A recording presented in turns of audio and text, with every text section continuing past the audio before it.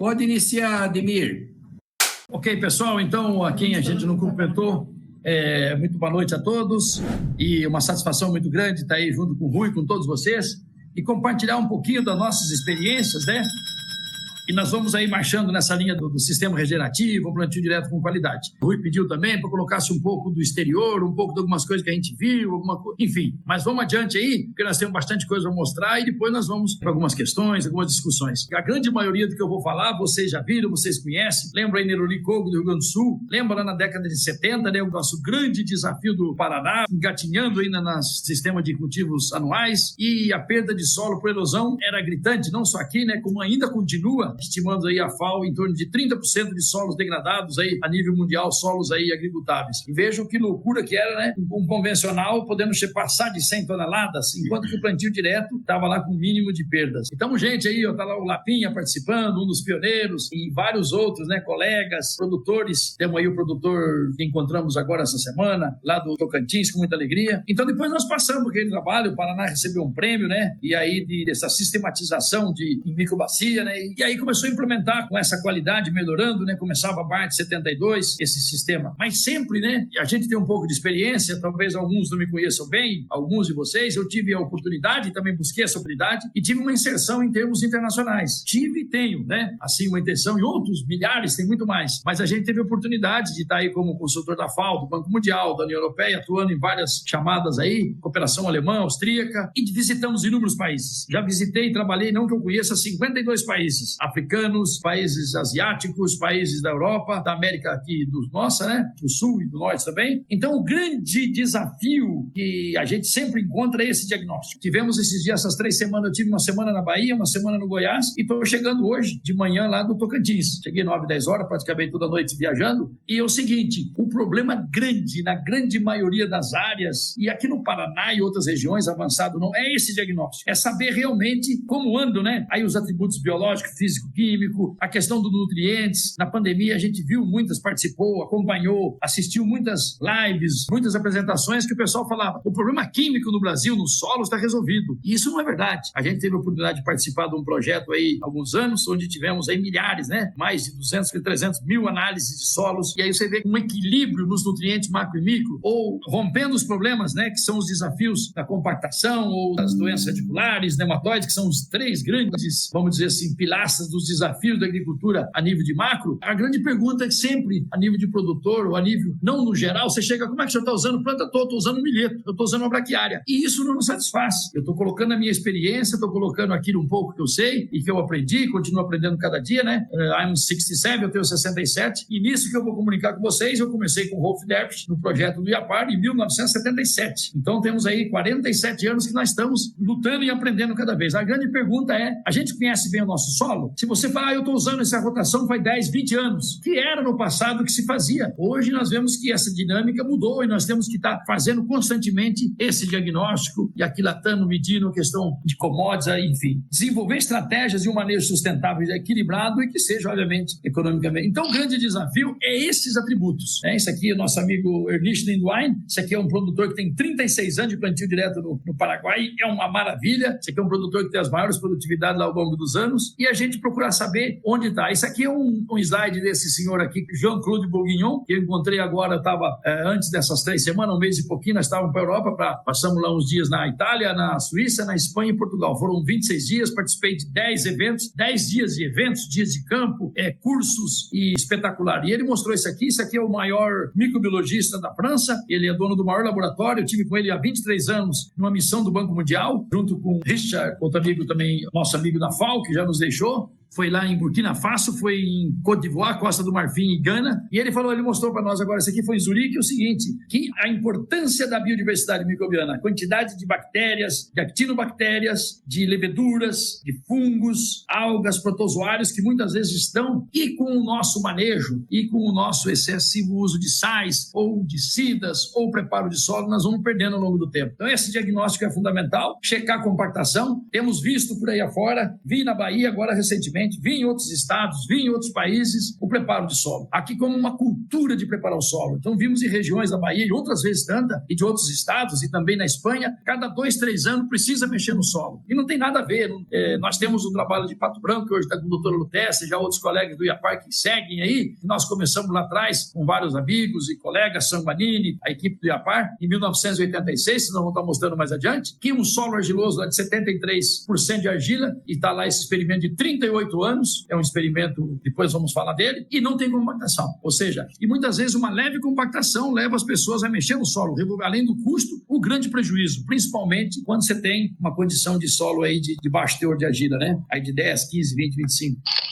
Então, a retirada dos terraços foi uma realidade e depois houve esse movimento das universidades, dos institutos de pesquisa, mostrando que o terraço, tudo isso você já sabe, não é para segurar excesso de água, segurar solo, e depois a necessidade agora novamente que começa a retomar, inclusive, essa questão de terraços, e temos erosão. Nós temos erosão no Paraná, tivemos essa catástrofe do Rio Grande do Sul, e outros estados e outros países continuam ainda com isso. Nunca é demais lembrar que a compactação leva a uma redução de infiltração, leva a baixa atividade biológica, ela já baixa a produtividade de qualquer cultura. Isso é importante lembrar que a compactação, quando ela diminui os micro-organismos aeróbicos, isso é da literatura mundial, nós diminuímos o potencial de sequestro de carbono. Então, para aumentar a matéria orgânica, o solo tem que estar macio, tem que estar fofo, e nós temos que estar buscando essa biodiversidade. E aqui os dados de Rosolém, endossados por nosso saudoso, querido amigo Dirceu Gassi, amigo de vocês também, vejam o que acontece, né? E esse aqui é um número, né? Mas não é um número que nós temos que seguir. Quando você vai indo para uma compactação, e isso varia conforme o momento que é feito, também a quantidade de aí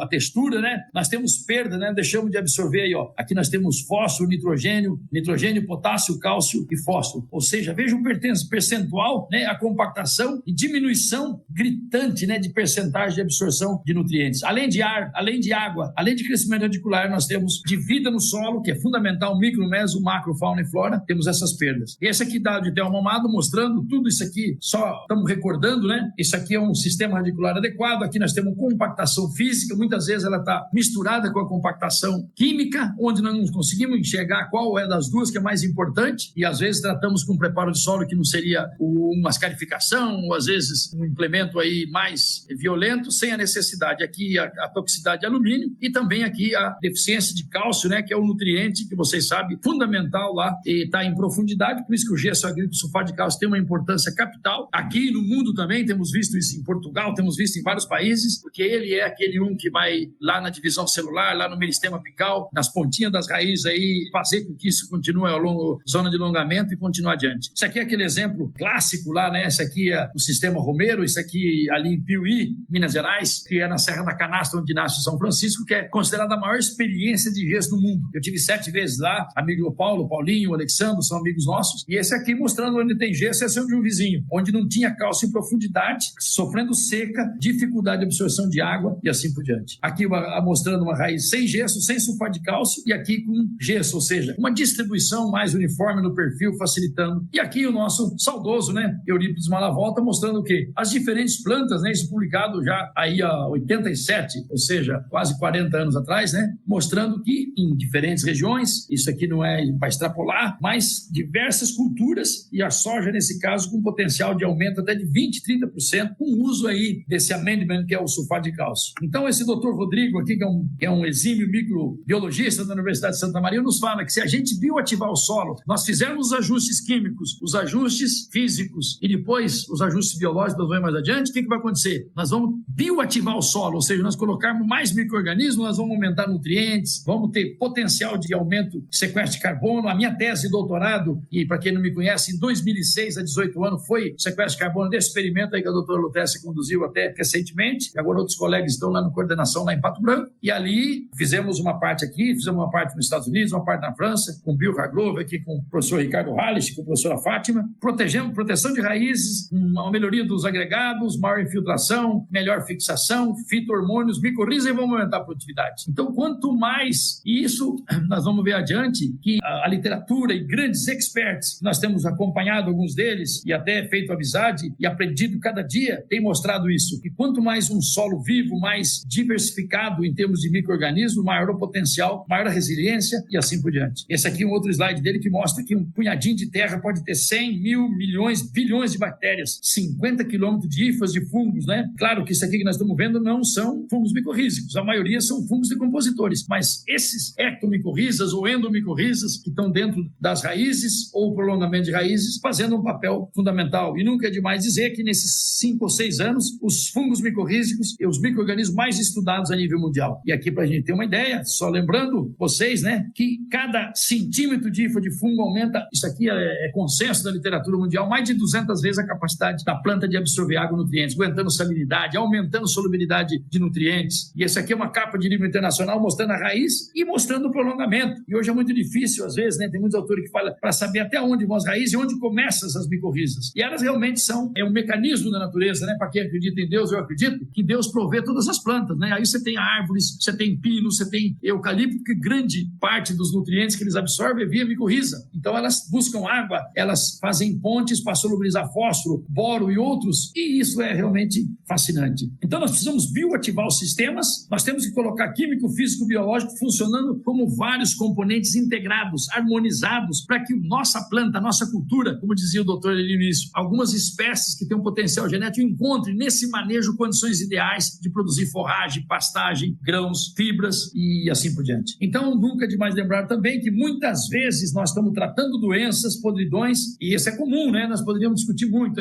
Para quem não me conhece, eu tenho trabalhado em vários, pelo menos 11, 12 estados brasileiros, e tenho rodado bastante, sempre com produtores pequenos, médios, grandes. Temos trabalhado com o pessoal aí, visitado, trocado figurinha, o pessoal da SLC, que hoje está plantando, né, mais uma fazenda, entrou 750 mil hectares de soja, milho e algodão, né? E um grupo de capital aberto, e os diretores são nossos amigos, e o Celine, né? E o Pavinato, que é o CEO, e o pessoal buscando a nível mundial essa agricultura regenerativa, buscando diversos componentes para colocar nessas áreas dele o mais possível esse enfoque, diminuição de insumos e realmente permitindo que a mãe natureza possa ajudar mais. Nós temos vários desafios ainda, né? As doenças de fim de ciclo e outras não, macrofomina, fusário, isoctônia, fomopsis, citóptera. E aí nós temos hoje muitos biológicos, alguns que cuidam deles. E hoje a importância de nós cuidarmos disso também até o final de ciclo. E isso é fundamental o quê? Aí é fundamental a rotação, fundamental os exudatos radiculares, o número de plantas, o número de quantidade de diferentes exudatos. Então nós precisamos um fluxo contínuo de água e oxigênio para termos condições de aerobiose, condições favoráveis para qualquer tipo de solo. E aqui uma cobertura mostrando isso aqui.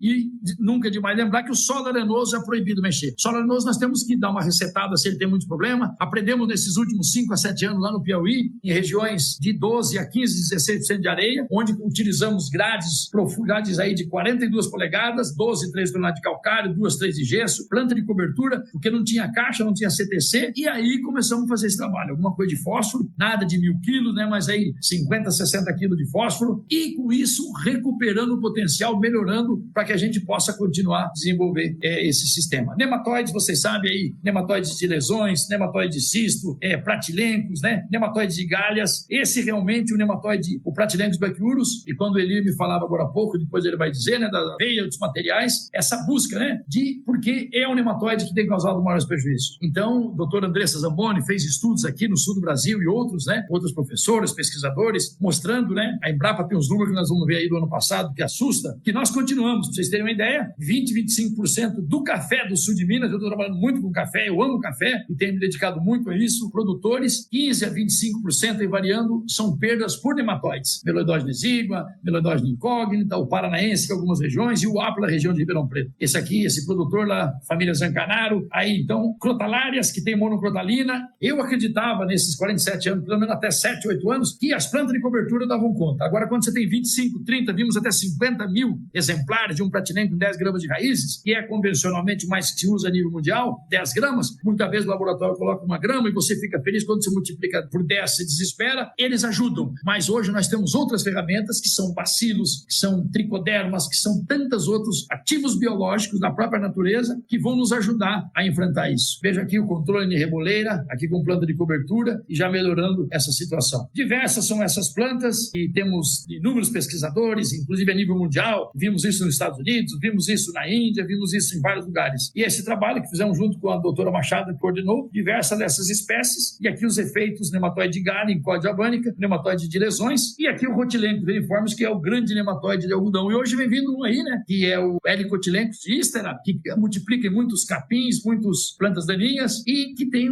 um pouco mais de dificuldade. prática, ele ataca diversas espécies, mas são vários estudos. Agora, quando nós vamos com uma grande gama de biológicos diferentes, aí de Bacillomyces, aí de bacilos e tantos outros juntos, e mais com plano de cobertura de baixo fator de reprodução, ou seja, que diminui as populações, temos alcançado avanço nesse sentido. E nunca é demais lembrar que a lei do máximo, né? Esse Paracelso é um médico que está lá em St. Gallen, na Suíça, tivemos visitando o museu, a casinha dele, ele é um médico de 1500, século XV, ele diz o seguinte, que tudo é veneno e nada é veneno, depende da dose. Às vezes nós temos coisas boas ou não. E isso também, o excesso de um nutriente no solo pode reduzir a eficácia de alguns. E temos visto isso fortemente, meus amigos. Eu aproveito aqui já para falar que muitas regiões do Brasil, laboratórios estão fazendo análise 0 a 20, 20 a 40, diversas regiões, e outros países também. E ali, plantio direto, vocês aqui do Paraná e outros estados brasileiros, e aqui no Paraná, onde nós temos, onde nasceu o plantio direto, Herbert Bartz, e depois com o grupo em 72, né, junto com o Wolf Derpsch, que ajudou bastante, né, que mais tarde vinha com o projeto do IAPAR 77, cooperação alemã, ali junto com o Calderari, né, ali junto com os amigos de Campo Mourão, que foram em 73 começam, aí depois os japoneses aqui de Mauá da Serra, que faz aquele trabalho maravilhoso, e em 75 começa Nuno Pereira, Frank Dixter, ou seja, os pioneiros, né, desse sistema. Hoje o plantio direto em várias regiões, as análises de muitas empresas, assessorias, consultores, é de 0 a 20, 20 a 40. A partir de 5, 6 anos, nós necessitamos ter o 0 a 10. Por quê? Porque se você faz o 0 a 20, que é os 2 milhões de quilos aí, uma densidade em torno de 1, né, 100 por 110 mil metros quadrados, isso aí vocês sabem melhor que eu, precisamos de 3 toneladas. Quando nós fazemos um 0 a 10, vamos precisar às vezes de uma, e aí nós estamos jogando calcário que não vão mexer no solo, na superfície, nós estamos piorando. E aí nós vamos precisar de gesso, nós vamos ter que fazer, porque tem essa concentração, criando esse gradiente, portanto, fundamental para que nós possamos entender um perfil até 50, 60 centímetros, que é o que nós queremos, né? Isso eu entendi não a vida toda, que nós precisamos em qualquer lugar do mundo buscar, se possível aí, um equilíbrio de não ter um problema maior de dificuldade, algum constraint em termos físico, biológico, químico, para que as raízes possam crescer e para que tenha resultados exuberantes e assim por diante. E aí nós vamos buscar o quê? E a dona matéria orgânica, né, nos solos tropicais, e aí eu vou falar a vocês, eu sei que tem rede, tem vários pesquisadores, várias pessoas acompanhando com grande experiência internacional. Eu, um pouco da minha experiência, eu escutava e li muitos livros que o problema é nos trópicos e subtrópicos. E estou compartilhando com vocês isso, não quero dizer que eu estou certo, não, eu estou colocando a minha visão de conhecimento, de experiência, de tantos pesquisadores e tantos lugares que visitamos, né, e dizia o seguinte, na Europa não tem problema a matéria orgânica, porque ela demora muito mais para decompor, porque a matéria orgânica tem,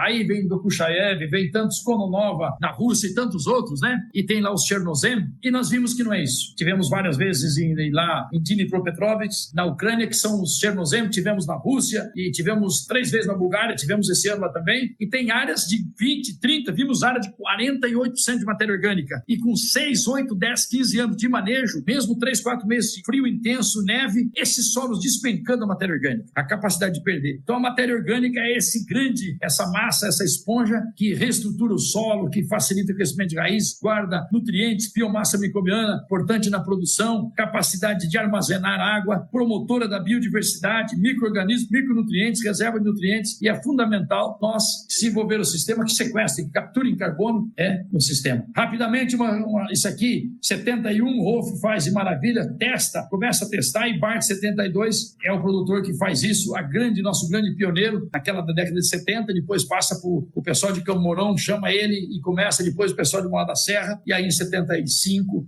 3 anos depois, os nossos amigos aí da região de Ponta Grossa. E aqui estão o Herbert, estão aqui nossos amigos, nosso saudoso Herbert Bartz, nosso guru, e que andou pelo mundo, o Nuno Pereira também, Frank, o Nuno já nos deixou, e o Frank continua aí junto com a gente. Então nós precisamos de quê? Um solo saudável. E eu discuti com o pessoal de Portugal, falou que nós precisamos de plantas saudáveis, porque as plantas, para ter solos saudáveis, e é verdade, é se dizer que o solo é saudável para ter planta saudável, porque as plantas têm uma influência capital, a construção da maioria dos solos passa por plantas, por exudados, por intemperismo, mas a importância desse organismo, todo esse conjunto é fundamental. Então é na chave para as altas produtividades. Então nós temos que, sim ou sim, construir um solo vivo, living soil, como os franceses falam, soil vivant, isso é importantíssimo. Suelo vivo, los hermanos. Então os princípios, vocês já sabem, né? Um mínimo de revolvimento, biodiversidade, diversificação, tentar ter uma cobertura permanente, e isso está sendo buscado. Tivemos lá com o Guto Baixo, que é o presidente da ICAF, agora há um mês atrás, tivemos em Dia de Campo, em jornadas juntos lá, em Portugal, tivemos na Espanha com o Emílio Gonçalves, que é o vice-presidente de 19 países, e buscando, lutando para que isso realmente aconteça. Esse slide, todos eles têm uma história. Esse aqui é um solo arenoso, isso aqui é para mostrar que é proibido mexer nesse solo. Trabalhos do IAPAR, Paranavaí, Umuarama, muitos colegas, amigos que participaram, 12, 13 anos com rotação, e depois pegaram parcelas grandes e fizeram uma nação, duas gradagens, um convencional. Aquilo que ganhou em 12, 13 anos se perdeu. E isso também tem ocorrido em diversos países. Já o solo argiloso é diferente.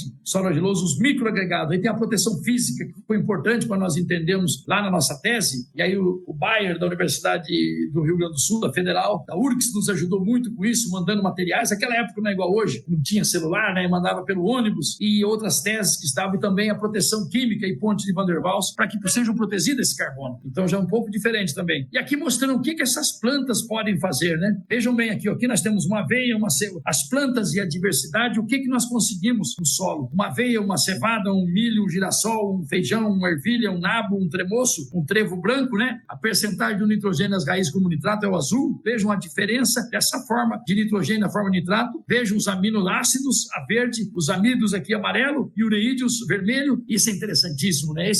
These compounds, leak from the roots, que vem das raízes exudados, são parte da assinatura de cada planta para criar, to create a unique rhizosphere, ou seja, cada rizosfera é única. Os resultados têm mostrado que você tem uma aveia branca, uma cultivar e a outra, os resultados já têm diferença. E aí nós vamos interferir em populações diferentes. Quanto maior essa população de micro-organismos diferenciado, nós vamos ter alguma coisa que nós vamos estar falando que vocês sabem mais adiante. A rizosfera é 150 vezes mais micro-organismos do que nos solos adjacentes. Novamente, lembrando, solo vivo. Isso aqui é a Renovágua, a empresa que nós temos prestado serviço aí há 12 anos e que trabalha só com mix de plantas, só com ativos biológicos e com essa parte de nutrição. E esse aqui é um amigo lá do Canadá que estivemos juntos, ele desenvolveu isso, ou seja, o rendimento de uma cultura anual tem 42 componentes que tem que dar certo, enquanto que as culturas perenes podem chegar até 52. Então, chuva, neve, oxigênio, tipo de solo, matéria orgânica, textura, solo agregado, profundidade de raízes, topografia, o soil crusting, o encostamento superficial, a aeração, e aí vai, semeadura, profundidade, taxa de semeadura, tratamento de semente, qualidade, e vai embora. Ou seja, nós temos tantos componentes e muitas vezes simplifica dizendo o seguinte, não, eu preciso de adubar, eu preciso de semente, adubo, veneno e água, chuva. Muito mais que isso. E cada vez está ficando mais claro isso. E aí nós vamos para alguns exemplos práticos, e a minha conversa ela é muito hoje como produtor, nós temos trabalhos científicos aí, e até para dizer assim,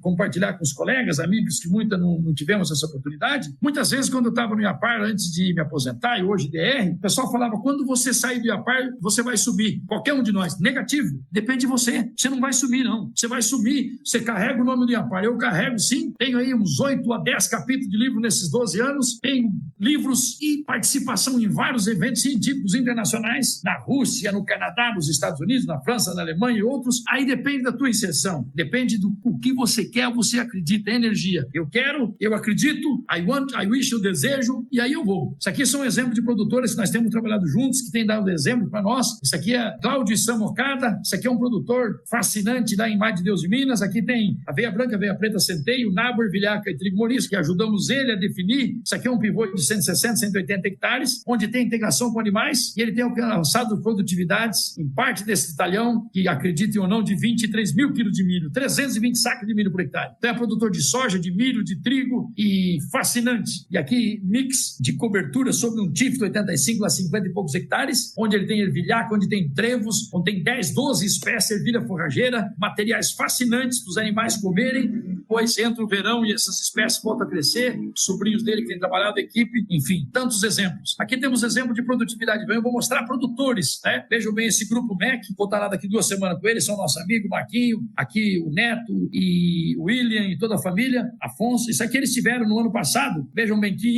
esse ano 1.000 hectares de feijão, a região ali do PADEF, cristalina, 579,3 sacas de feijão por hectare. Um talhão, gente, isso aqui bateu o recorde nacional, o estilo, 102 sacas de feijão por hectare. Aqui não entra feijão se não for com mix. Hoje a maioria desses mix, com mix de gramíneas. Entramos lá com braquiária, entramos com sorgo, entramos com aveia, entramos com milheto, entramos com pasto coracana. E esse aqui, alguns têm em inglês, desculpa, milheto, nabo, crotalado coleuca, trigo morisco, braquiária rusizensis, o finger millet, né, que é o capim coracana, eleusine coracana, mostrando esses dados aqui. Vimos aqui o trigo, 140 sacas, fascinante. Vejo aqui os nossos amigos Murilo Gonçalves, pessoal lá de de São Gabriel. Essa aqui é uma fazenda de 5 mil hectares, lá perto do Uruguai. Fascinante esse manejo, animais de integração. Eles nunca prepararam o solo. É uma fazenda de mais de 130 anos. E aqui eles têm conseguido altos rendimentos, né? Assim como o nosso amigo Botelho aqui de Guarapuava, né? Que é uma fazenda que o ano que vem vai ter 200 anos, 7 gerações, fazendo uma integração, uns ajustes maravilhosos e desenvolvendo ciência. E aqui diversas plantas e inclusive parte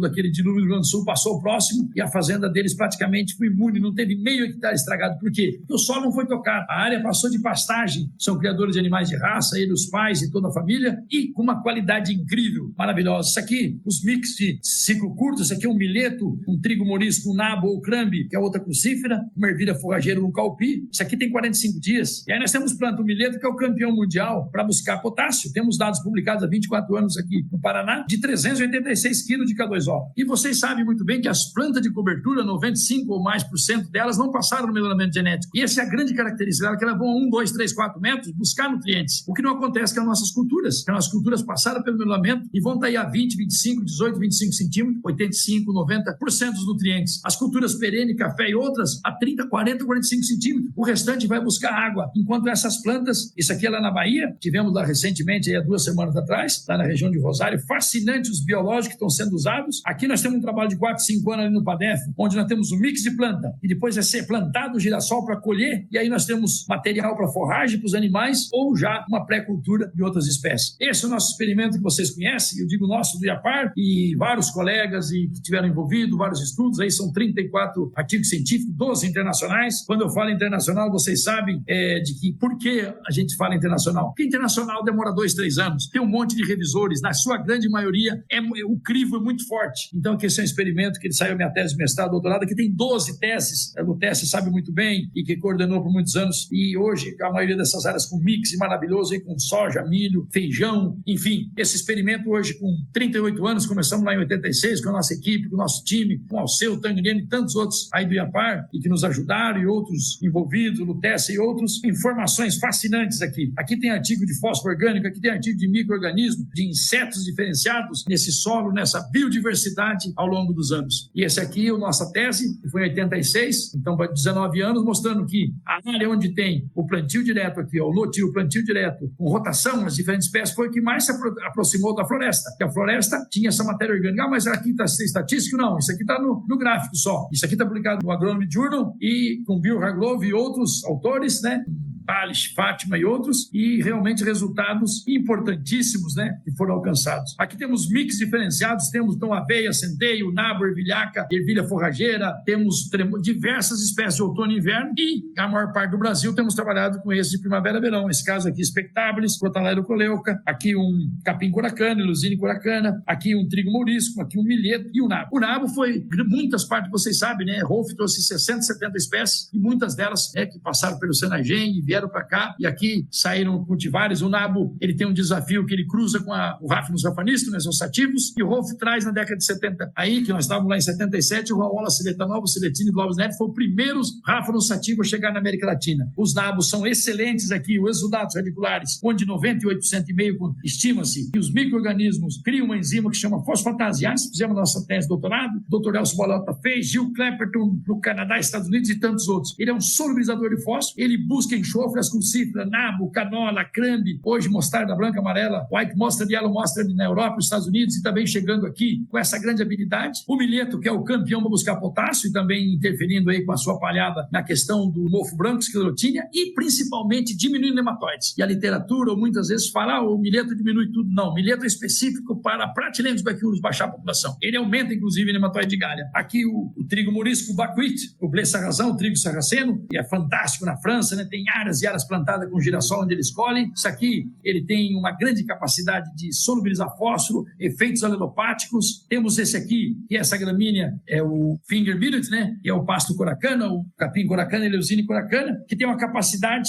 de fixar de 40 a 60, aqui não fixar, mas azospirilo, né? O bactéria de vida livre, estão ali e deixando para essas plantas e para outras, e tem uma capacidade de produzir aí de 6 a 8 toneladas de raiz por hectare, até mais que milheto. E é uma planta que tem um fator de reprodução são baixos para nematóides, enquanto que a maioria ou a totalidade das braquiárias são multiplicadoras de Platyhelix tuberculosis, que é o nosso maior problema. E aqui as crotalárias, que são exímias fixadoras aí de 78% do nosso ar, que é o nitrogênio atmosférico, além de diminuir diversos nematóides. Esse é um exemplo, né? Aqui estão as crotalárias e às vezes nós temos uma júncia que pode chegar em Pato Branco, plantado lá no verão, setembro, outubro, chegou a 4,5 metros, a mais de 500, nós medimos 503 quilos de nitrogênio, só que ela, o que ela é? Ela é hospedeira de Platyhelix, incógnita raça 4, enquanto a breviflora, que é mais baixinha, que são as 4 campeãs, né? Eu trabalhei com 18 crotalárias, tem mais de 1.000, e as 4 que é breviflora, expectabilis, ocroleuca e júncia. Estimativas dão conta que a expectável deve ter aí 3,2, 3 milhões e meio de hectares, nós temos uma ocroleuca com 1,2, 1,3 milhões, temos uma júncia de 550, 600 ou a 700 mil hectares, foi muito usada na renovação de cana, e a breviflora com 120, 150, 180. Só que a breviflora ela é baixinha, mas ela pode chegar a 3, 4 metros. Então hoje no meio de milho, nós temos hoje mix para milho, mix para girassol, sorgo, no meio do café e assim por diante. Olha aqui, ó, esse aqui, ucraniana, já viram falar, gente? Nós temos 2 cultivares ucranianas hoje no Rio Grande do Sul que são fantásticas. Temos várias aqui do IDR e outras, né? Isso aqui, essa produtora aqui, a Cláudia, em Cornélio, e ela fez 160. Isso aqui ela conseguiu 35% maior produtividade que os vizinhos. Por quê? Um mix de qualidade, né? Trazendo aí umidade, ciclando, diminuindo gastos com planta daninha e assim por diante. Vamos lá para o Goiás. Isso aqui é um produtor Ademar Bedin, que mudou a história de vida dele, né? Alguns produtores nós temos lá 6 anos, 7 anos com ele. Olha aqui, mileto, nabo, trigo, crambe, ou seja, uma gramínea, uma crucífera, uma poligonácea, uma crucífera, uma leguminosa, uma gramínea. O ideal, que nós hoje tem inúmeras universidades americanas e outro 9, 10, 12 anos de estudo, e temos visto isso também na prática, que o ideal mínimo seria 4 famílias diferentes. Agora, 6, 8, 10, nós vamos mostrar Sérgio Argentelli, nosso amigo lá na Itália, que visitamos ele inclusive, que está trabalhando hoje com 16 espécies, amigo de muitos que estão acompanhando ali. Esse é um produtor aqui que tinha 300 hectares de irrigação, de pivô ali em Cristalina, hoje ele tem uns 1.300, praticamente 100%, e com resultados em feijão, em soja e milho, junto com 10, 12, 14 ativos biológicos e outros mix, fascinantes resultados. Aqui estamos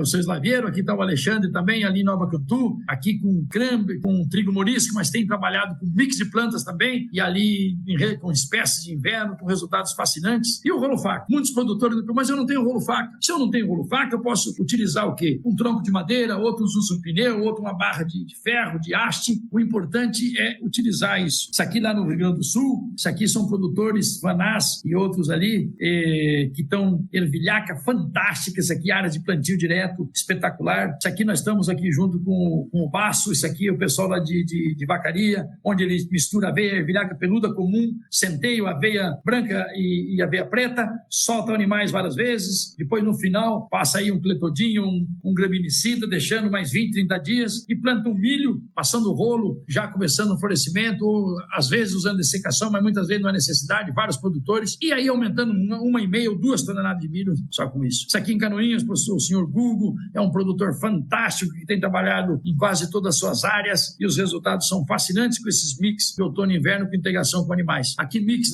na região do Padef, com 9 espécies aí, e depois logo em seguida 7 espécies e já plantando o trigo com resultados excelentes nos dias de campo lá nessas áreas. Esse aqui mostrando inclusive crotalária com braquiária, onde passaram ali o tronco. Grande parte dessas braquiárias, o pessoal sempre pergunta, essas crotalárias, é um problema para os animais? Era um problema quando tem o enchimento de grãos. No pré-florescimento antes não tem problema, desde que seja 15 a 18% aí usado no arraçoamento animal, porque os alcaloides não estão concentrados. Agora depois sim, e elas também vão estar sempre buscando os animais, vocês sabem, a céu aberto ou áreas grandes, eles vão buscar as plantas mais tenras, os brotos novos para se alimentarem, mas nós podemos fazer um manejo aí com diversas espécies. Isso aqui nós temos feito muito trabalho com área com cana é crescente no Paraná, temos trabalhado em Minas, São Paulo e outros estados. O uso de planta de cobertura, mix de planta biológica é fascinante, temos alcançado 10, a Denizar Bolognese e outros, né? Elaine, quando estava nativa, uma das que mais trabalhou com planta de cobertura, junto com o Denizar em São Paulo, já o nosso querido Shiro Miyazaki, né? Lendário, que fez muito isso, e tantos outros, né? Esse aqui é uma área de 500 hectares,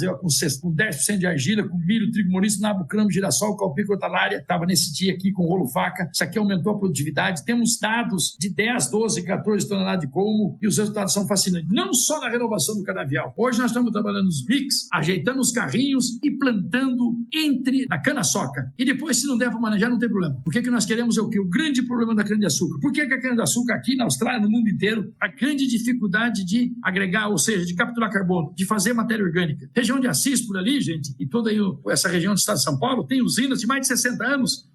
Arenosa, que é 1,3 o teor de matéria orgânica. Vocês vão ali próximo a Ituverava, usina de cana de 40 anos, que é 2% de matéria orgânica com 60, 70 de argila. Mas como que você consegue 18, 21 toneladas de matéria seca da parte aérea da cana? Por quê? A compactação é muito séria. Às vezes 120, 150 litros de vinhaça. E aí o quê? Muitos sais. Então você o quê? Diminui a vida dos micro-organismos. E aí nós não temos captura. Depois falta nitrogênio. Depois tem problema nematóides. Por isso que esse usar plantas, abrir canais, usar espécies que proporcionam essa entrada de oxigênio, de mais vida e mais organismo, além dos diferentes contribuições aí de nutrição e biológica, é fundamental. Isso aqui é um mix de 7 plantas na família Pazinato, Campo de Júlio, maravilhoso, usa os animais também. E aí nós entramos nos cafés. Eu tenho trabalhado bastante com café nesses anos, e principalmente essa parte de solos.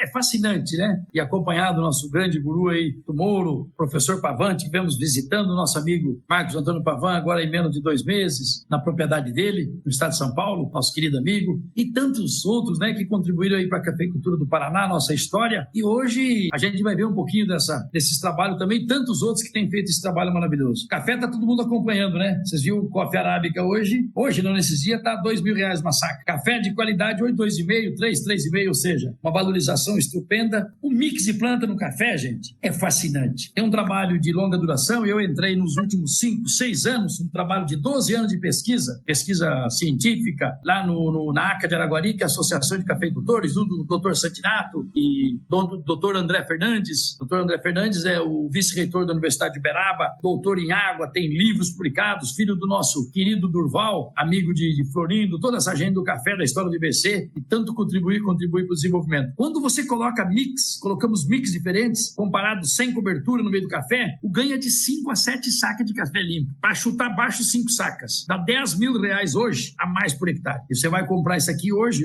depende do mix, depende das espécies, mas quanto? 250, 350 reais, no máximo 400, em média de 300 reais, um mix de cobertura. Os resultados são fascinantes, o aumento de produtividade. E vocês sabem, né, muito bem, banana, café, são culturas que têm amendoim, a resposta micorriza é brutal, é louca. E essas espécies como o trigo morisco, né, que é uma poligonácea, Phagopyrus esculento, aí colocar aí 1 quilinho de sorgo ou menos o sorgo e também o nabo forrageiro, eles são o quê? Multiplicam esse crisopídeo. Isso aqui, gente, é o maior inimigo natural do bicho mineiro. O bicho mineiro é a maior praga da cafeicultura brasileira. Agora, as maiores perdas não são com ele. Aí vocês não vão acreditar. As maiores perdas de café no Brasil, quem que ocasiona? Nematóides. Os nematóides são responsáveis por 15% até 25% em algumas áreas de perdas de produtividade, né, de produção de café. Então, aí tem todo um estudo de essas espécies, se é irrigado ou não, se é sequeiro ou não, se é um café que vai ser implantado, se é um café de âmbula,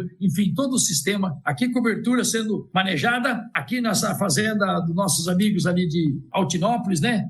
Do Rodrigo Carril, da Mariana, Luizinho, que está há 36 anos gerente. Isso aqui, gente, depois mostrando os fungos em abundância em cima de mix, que voltam a rebrotar alguns deles, melhorando toda essa qualidade do solo e aumentando esse potencial produtivo. Então, o café, nós temos os grupos de senhoras que têm produzido café por excelência, e ali em várias regiões, eu acho que acabou ficando colocado no outro momento ali. Esse aqui é da SLC. Isso aqui é lá no Maranhão no ano passado. O que eles estão fazendo? Aí surgiu lá em Unai e outras regiões, vocês sabem bem, e aí eu respeito muito instituições. Agora, a planta de cobertura, com toda a modéstia, nós temos um pouquinho de experiência. Temos 47 experiências com 172 espécies e variedades, conhecemos e trabalhamos em 52 países. Países como Eritreia, que chove menos de 300 milímetros, parte do México, que vamos estar visitando lá, era para ir agora em dezembro com o pessoal da SLC, com os americanos, mas ficou para março, abril. Chihuahua, lá onde tem Alejandro Galidio, que tem 236 milímetros, que é uma área desértica. Então, o que acontece? Essa aqui é a Rosizinha, essa aqui é o Piatã. A SLC está optando bastante por Piatã nas suas áreas, porque ela tem um calibre maior de raiz, ela tem um diâmetro maior, ela tem um maior bioporos. Mas ela é entossera.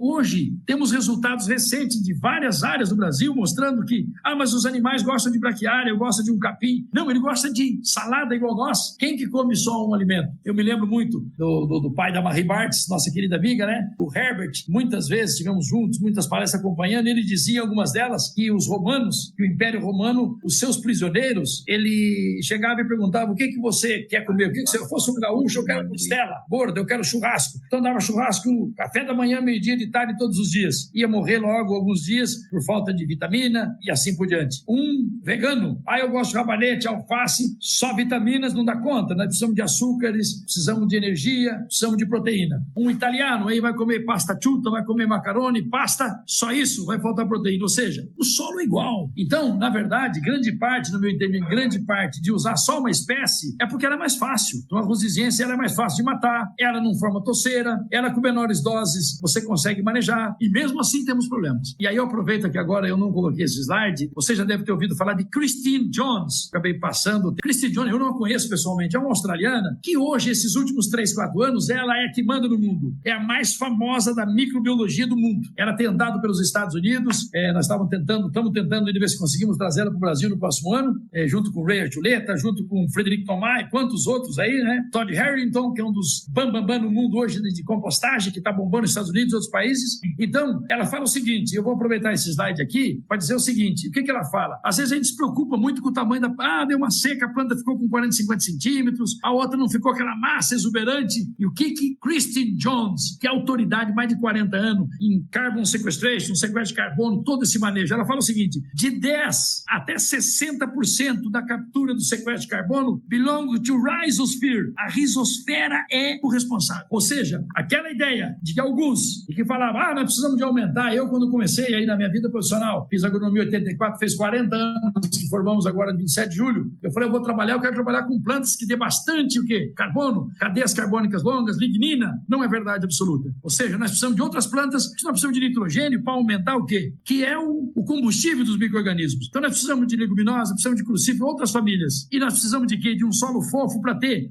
nos horizontes superficiais o quê? Aeração, para que esses aeróbicos possam fazer o trabalho. Então ela fala que 60% do sequestro de carbono, de 10 a 60, depende do sistema radicular. Essa risosfera, que é magnífica, isso é fantástico. 4, 5 meses atrás, um grande cientista americano dizia o seguinte, os 2 maiores milagres da natureza é o milagre da fotossíntese e da risosfera. Fotossíntese e rhizosphere. Isso aqui realmente é fantástico. Quantidade de exudados, quantidade de vida, secreção, alterando o pH, alterando a liberação de nutrientes, ou seja, essa interação com micro-organismos, com ácidos orgânicos, que é uma coisa realmente extraordinária. Vocês vejam bem, por exemplo, as aveias. Por que as aveias do Rio Grande do Sul, nas áreas de mal do pé, aquele fungo por causa do excesso de calagem ao longo dos anos, você coloca uma aveia e começa a amainar. Os exudados radiculares, a saponina, que é distribuída, altera 0,5, 0,6, 0,8 o pH, ali onde está a risosfera, os primeiros centímetros, e aí já diminui essa doença. E assim por diante. Então vejam bem, voltando aí os nematóides, vejam os dados de 2023, mais de 370 bilhões de reais foram perdidos com nematóides na soja. Ou seja, é uma coisa realmente gritante. Então nós sabemos que a qualidade do solo é a chave para a qualidade vegetal. Ou seja, nós precisamos cuidar bem desse solo e nós precisamos cuidar bem das plantas que estão nesse solo, porque essa interação, essa dinâmica é fundamental. E aí esse cidadão, e é um fazendeiro que nós tivemos juntos, já tive nessa pandemia, eu tenho assessorado alguns produtores de Portugal, tenho estado com eles e falado sempre, e ele me falou, Calegari, é o solo saudável ou são as plantas saudáveis? É o solo que vai fazer as plantas ficarem boas, as plantas que vão fazer o solo ficar bom. Ou seja, esses dois juntos vão produzir alimentos saudáveis e, consequentemente, pessoas saudáveis. Esse aqui é um produtor, Fernando Quirino, que eu acredito que esteja nos acompanhando, nosso amigo, uma pessoa maravilhosa que cuida muito da sua fazenda, com os irmãos. Isso aqui ele tem mais de 100 colmeias e aquilo, né, que o pessoal da Embrapa aí tem mostrado,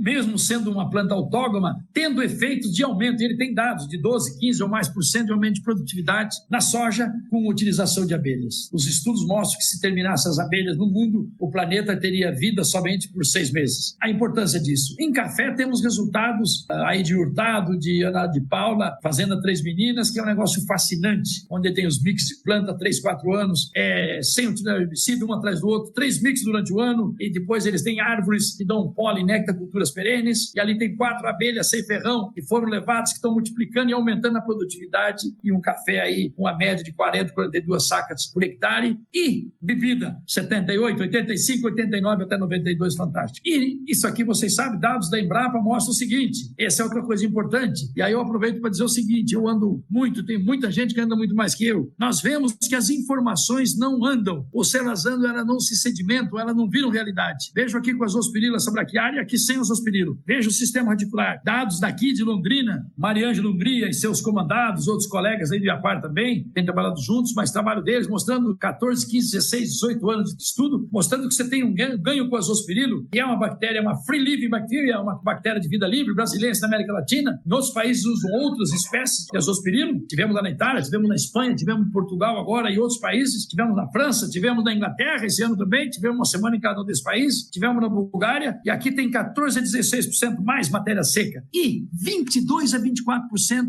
o aumento do teor de proteína. Esse aumento do teor de proteína é fundamental para você ter ganho de peso animal, se for o caso, para ter efeito na soja ou outras culturas, e ao longo dos anos esse nitrogênio vai aumentar ali, ou junto com o calpi, outra espécie, junto com o braquiário, outras gramíneas, aumentar essa quantidade de nitrogênio, que vai aumentar os micro-organismos e, consequentemente, aumentado dados publicados aí, aumento de matéria orgânica. Só buscar aí no Google o sistema Gravataí, que a Embrapa desenvolveu, que eu acompanhei, visitei várias áreas lá, vou estar lá semana que vem no Mato Grosso, vamos passar por lá, aí em Lucas do Rio Verde, em Sinop, Sorriso, trabalhos fascinantes quando você coloca umas plantas juntas, ou seja, as plantas companheiras são, na grande maioria, quase totalidade, imitando a própria natureza, muito melhor do que uma planta sozinha. Aqui são os dados, essa empresa que eu tenho prestado algum serviço, ela é de algum, não muito serviço, e esse aqui são alguns, eu fiz mais de 136 diferentes mix. Eu levei o melange de plano de cobertura para a França em 2003, o Frederic Thomas, que nós vamos ver daqui a pouco. Eu fui em 2001 no Congresso Mundial, com vários daqui, juntos aqui do Paraná, não sei se a Lutessa esteve, John Landers, o Herbert Bartz, Rolf Derpsch e tantos outros que estiveram juntos. E em 2001, aí conheci algumas pessoas, conheci o Frederic, que veio conversar comigo, ficamos amigos, ele veio em 2003 aqui em Foz, depois ficou aqui no Paraná, ficou aqui em casa, ficou visitando, depois eu fui estudar na França, me ajudou muito, e é nosso amigo, temos visitado bastante, e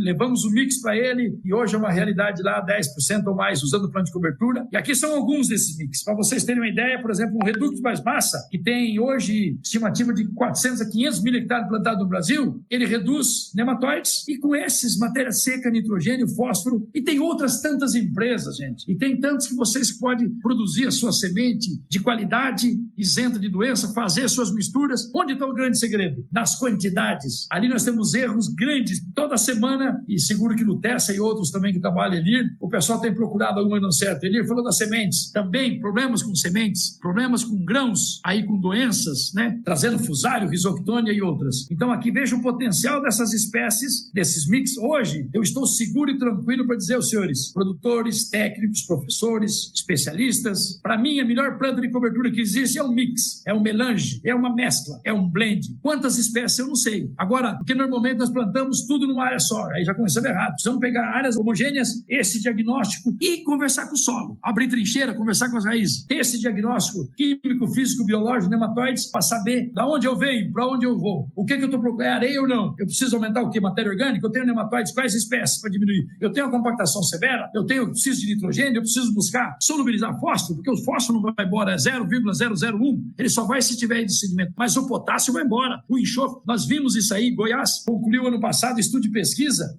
uma semana, 160 milímetros de chuvas. O enxofre foi 1 metro, foi a 60, 80 centímetros. As plantas anuais, cultura, não vão pegar mais. Vão pegar quanto? 5% disso? No máximo 6%? Então nós precisamos o quê? Colocar plantas de acordo com esse diagnóstico. O que nós esperamos e queremos? É nematóide, é doenças podridões, aí eu vou juntar plantas, eu vou juntar os biológicos, eu vou ajustar macro, micro, e aí colocar nesse sistema essas melhores plantas. Então existe uma diversidade no Brasil de empresas, de ofertas crescendo. Felizmente, esperávamos 4, 5 milhões esse ano, tem um pouco menos. Estima de 19 a 20, 21 milhões de hectares de planta de cobertura, grande parte ainda individual, e juntamente com esses mix. Continuamos aqui, eu acabou interrompendo aqui, esse aqui são quebra-ventos com guandu e outras espécies, espetacular, nas áreas que tem problema de bactéria, né, que vem pelo vento e assim por diante. Aqui nós temos em Santo Antônio do Amparo, isso aqui são produtores também orgânicos, veja a breviflora aqui, isso aqui é maravilhoso. Para mim, a planta dessas 172 que eu trabalhei, a mais violenta, mais strong taproot, que tem raízes mais profundas, fortes, é o guandu gigante.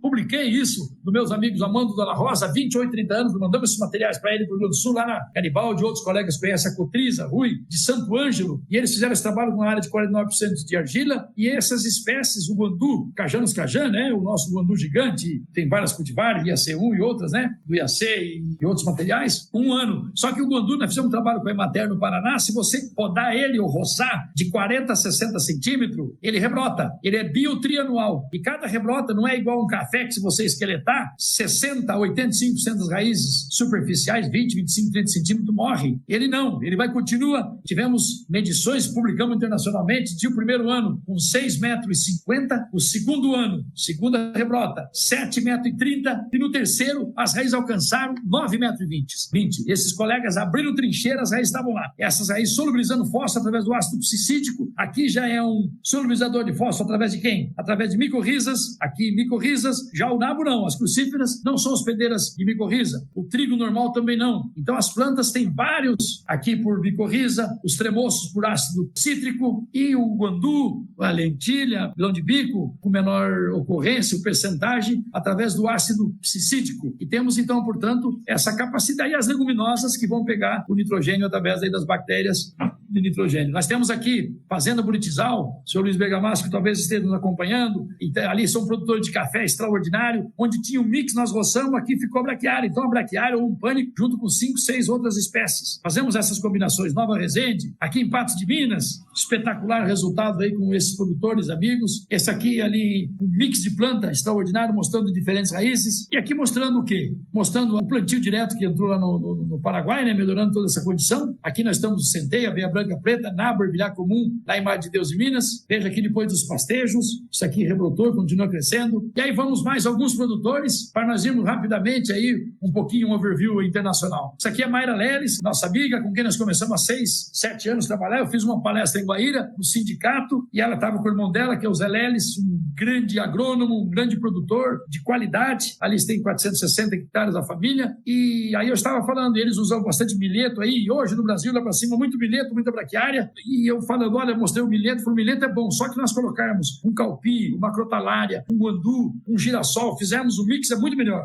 Ela sempre fala isso, a Mayra, nossa amiga, nós estamos acompanhando eles há mais de 6 anos e os resultados são fascinantes. Essa produtora, a família tem conseguido. E aí depois conversamos ali, e ele falou, um dia você vai voltar. E esse mineiro estava assessorando, nosso amigo Leandro, falou, vou levar o senhor lá, o doutor Calegari. E aí nós fomos lá e começamos a fazer esse trabalho, e eles fazendo, e vejam a história deles hoje, uma área de 435 hectares, aí 92 sacas de soja por hectare, e alguns talhões, aí com 94, 110, e 50, 60% diminuindo herbicidas, e 35% diminuindo o custo de produção. Isso é em Guaíra, onde tem um solo argiloso, tem muito problema de compactação, esse solo está macio, fofo. Primeira vez, vimos algumas reboleiras, falamos aqui tem nematóide, não, aqui já foi avaliado, voltaram, depois tinha 20 mil pratilencos em 10 gramas. Então, quando nós temos esse diagnóstico, ali estava comendo, deixando de produzir 6 ou 8 sacas de soja a mais, tinha alguns sinais de compactação, foi ajustando, bioativação, mix de planta, inúmeros ativos biológicos, e essa produtividade, hoje eles fazem parte aí do grupo, nesses 3 anos, o grupo do 100, que vocês sabem, que são aí perto de 150 produtores do Brasil, dos 45 milhões de hectares de soja, que passaram dos 3 anos, passaram de 100 sacas, passaram de 6 mil quilos de soja por hectare. Esse aqui, do grupo MEC, aqui está o Ray Archuleta, que nós vamos falar dele também, aqui dos Estados Unidos, esse aqui é o King, o Ray, ele e o Gabe Brown, da agricultura regenerativa no mundo, tivemos junto esse ano na Guatemala, 2 vezes, tivemos também em Nicarágua, já o conheci lá em 2006, quando nós colocamos lá nos Estados Unidos para o Gabe Brown esses mix e para os outros lá em Salina, tivemos 6, 7 vezes em Salina, e esse aqui, mix de planta para os animais, aqui no Cerrado, e aqui os mix de planta para feijão, região dos Cerrados, mix de gramíneas pré-feijão, ainda da pandemia, essas produtividades já mostramos. Está nos acompanhando aqui o Presoto, né? Nosso amigo aqui, esse produtor, nossos amigos, isso aqui foi anteontem, então mostrando, foi ontem cedo lá no Tocantins, e aí ele falou, né, se me permita, olha que legal, deu seca, foi terrível, o mix não andou bem. E nós fomos ver, falei, tá excelente, sinal de seca, e aqui ele acabou de dessecar, e ele não tem rolo faca, daí ele vai passar um tronco, ou vai passar pneus, vai baixar isso aqui, e vai fazer um plantio de milho, aqui tem trigo morisco, isso aqui é um solo extremamente arenoso, aí com 8 a 12, 15 de argila, teve bastante seca, isso aqui tem trigo morisco, tem capim-coracana, tem milheto, tem crotalária, tem nabo, e realmente esses mix, nós vamos ajustar as plantas conforme a distribuição de chuva, conforme os interesses, conforme a necessidade. É um produtor que está se dedicando a full aí nessa agricultura regenerativa e buscando utilizar compostagem e todas essas informações, esses dados, para diminuir o quê? Essa dependência de insumos externos, com qualidade, com calpi e outros produtos. Alguns outros campeões, aqui Maurício de Bortoli, campeão do SESI lá de Cruz Alta, Rio Grande do Sul, que tem feito uma agricultura muito interessante ao longo desses anos. Aqui do Paraná, o Laércio Dallavec, ali em Mangueirinha, perto de Pato Branco, que participava de eventos com a gente de Pato Branco, interagimos muito, o produtor e a sua família que tem feito um trabalho exemplar e levando orientação. Aqui um coquetel para solos animais do Mato Grosso, nós temos mix para cana, para café, temos mix para cultivos perenes, temos mix para você colocar para fazer forrageiros, esse caso aqui com sorgo, milheto, trigo, morisco, capim, coracana, isso aqui é uma área de 700 hectares, maravilhoso, o produtor aumentou a produtividade. Temos hoje máquinas, esse aqui lá no manhã, no nosso amigo Zezão, José Gorgem, que saiu do Rio Grande do Sul, hoje grande produtor, aí 50, 60 mil hectares. Hoje nós temos máquinas como essa aqui que está semeando, plantando braquiária ou plantando mix. E estamos fazendo isso hoje, inclusive lá com o pessoal do Oilema, lá da Bahia, inclusive no meio de soja, outro equipamento que abre a soja para colocar, porque é areia e depois não chove. E aí nós colocamos, jogar lanço não dá certo nessa situação, colocando dentro do solo, quando você colhe a soja, quando você colhe o sorgo, quando você colhe o milho, você tem a sua planta de cobertura, o seu mix. Isso aqui ali na região de Montevidéu, isso aqui é uma área de 1.582 hectares, temos trabalhado muito com milho. Milho nós temos, para dizer a vocês, aveia preta, aveia branca, aveia amarela, centeio, triticale, nabo forrageiro, nabo pé de pato, ervilha comum, ervilha capiru das regiões frias, ervilha forrageira, depois temos estilosantes, temos crotalária brevidiflora, crotalária expectabilis, inúmeras braquiárias, inúmeros pânicums, estilosantes que nós podemos o quê? Colocar junto. Aqui foram colocados juntos, antes da colheita da soja, foi jogado de avião, nabo forrageiro, crambe, que é outra crucífera, trigo morisco e pasto coracana. Então jogou, semeou de avião, colheu a soja e plantou o milho. Fascinante. 88, 98% de controle de plantaninha, espetacular. Temos vários trabalhos, várias regiões, vários anos e outros utilizando aí pastagens específicas. Isso aqui, nós estamos aqui com a Marion Compir, os holandeses que vieram do sul, que estão lá. Essa aqui é uma fazenda de 7, 8 mil hectares, utilizado mais de 6 mil hectares com mix. Aqui está com miag, com outras espécies, com pânico, com cobertura, colhe o milho e já tem a sua pastagem. Isso com azospirilo, isso com diversos biológicos para aumentar essa biodiversidade, para aumentar esse potencial de captura de carbono. Então a diversidade biológica, como diz essa nossa amiga Jill Clapperton, que esteve aqui em Foz do Iguaçu no congresso e tivemos muito ela, uma canadense, era muito famosa e ela diz o seguinte, que a diversidade na superfície é o espelho da diversidade subterrânea. Então nós temos que aumentar diferentes espécies, aumentar biológicos, ajustar nutrientes, cálcio no perfil, que é fundamental, e nós vamos ter isso aí. Então daí nós temos diversas espécies, diversas plantas para ter um sistema de plantio direto com qualidade. Esse aqui no meio do girassol, esse aqui nosso amigo Ernest lá no Paraguai, esse aqui na África do Sul, e as rotações diferentes plantas e crisopídeo, aumentando essa biodiversidade nas plantas. Esse aqui é resultados de Goiás, onde nós temos, nesse ano, detectado nematóides em reboleira, não aqui que deve ser feitas análises ao redor, e aí identificamos, colocamos diversos ativos biológicos, mix de planta de cobertura, melhorou essa qualidade da soja, que aqui estão as bioanálises, na qual a Mayra tem resultados aí próximo de 1, que é de 0 a 1. Aqui era antes de iniciar esse trabalho, esse aqui depois. Vocês vejam que de 0 a 1 é esse índice de qualidade biológica, lá de doutora Ieda, falecido Martinhão e toda sua equipe, mais de 20 anos da Embrapa, lá no CPAC, visitamos esse trabalho dele magnífico, e ela esteve agora há poucos meses lá em Stellenbosch, lá em Cape Town, no 9º Congresso Mundial da Agricultura Conservacionista. Então vocês vejam que vocês saem daqui e vão chegando, subindo, ou seja, magnífico, o aumento da qualidade desse solo. Agora aí, por que tem qualidade química? Porque tem ajustes, porque tem qualidade física, e esse aqui é um parâmetro, né? E aí nós temos inúmeras espécies, inúmeros mix por aí afora, mostrando aí a qualidade do sequestro de carbono nas doses, e aí mix de ciclo curto, manejo de doenças, efeito desses produtos biológicos. Nós temos diversas espécies de planta diminuindo doenças, podridões, fungos de solo, mas hoje nós temos mais ferramentas, além de cultivares que têm a sua resistência e outras não, a importância de nós estarmos adicionando juntos esses ativos biológicos. Esse aqui em Sacramento, aí no estado de Minas, divisa quase com São Paulo, mix que nós temos alcançado aí quase 140 kg de N, fósforo e grande quantidade de potássio, que são buscadas.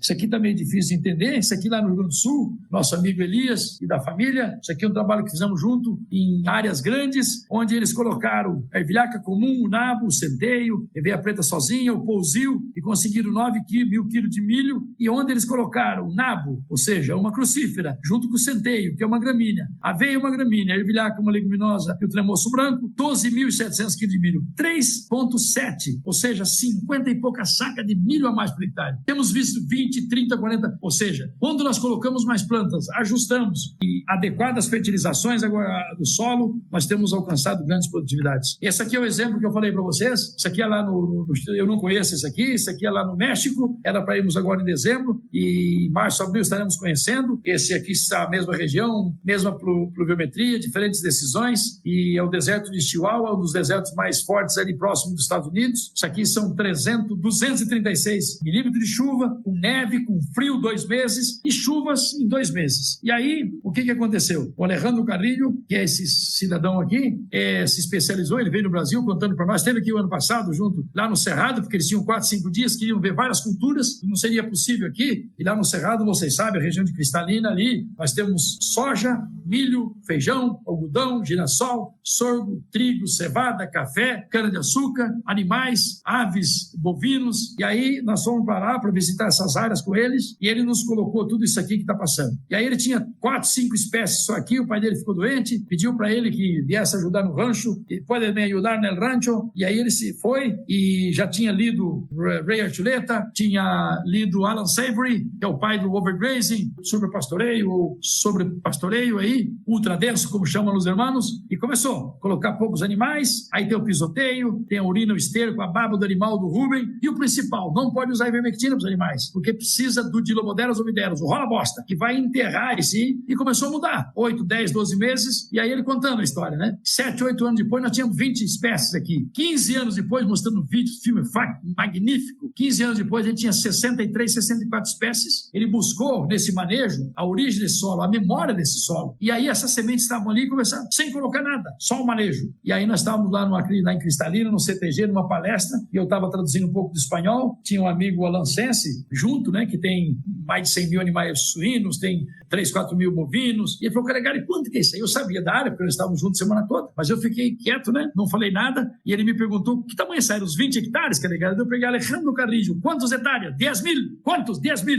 Aquele foi um silêncio sepulcral, porque 10 mil hectares, e ele recuperou. Nós temos um grupo, e esse cidadão, vocês podem procurar Alejandro Carrillo, ou podem procurar Ray Archuleta, pode procurar Gabe Brown. Gabe Brown é o mais famoso produtor dos Estados Unidos hoje, que aprendeu em 2003. Falamos dos mix, eles começaram e foi uma revolução. E aí, nessas áreas, o que ele está acontecendo? Agora ele está colocando espécies, colocando biologia, e viram que a evapotranspiração tinha micro-organismos na evapotranspiração. Hoje tem 9 universidades da Nova Zelândia, da Austrália, do Canadá, Estados Unidos e outros estudando, e aumentou, inclusive, não só nessa área de 10 mil hectares, um pouco mais, em torno de 20, 25% das chuvas, medidos, quantificados, inúmeras universidades estudando o que é possível. E ele foi para a Austrália, fez mais de 40 palestras na Austrália, eu estive na Austrália, e não por isso, e é maior que o Brasil, e como um ovo ali, e 80% com áreas que precisam de mais de 50 hectares para criar um animal. E ele está ensinando o pessoal do deserto, eu não sabia o que era o deserto, segundo ele é menos de 300 milímetros, você pode fazer esse manejo, alguma planta vai começar a crescer, desenvolver esse pisoteio, urina, esterco, a baba do animal, o pelo, e mais o Dilomoderos ovideros vai começar. Vimos isso em Portugal, em muitos países, estamos vendo isso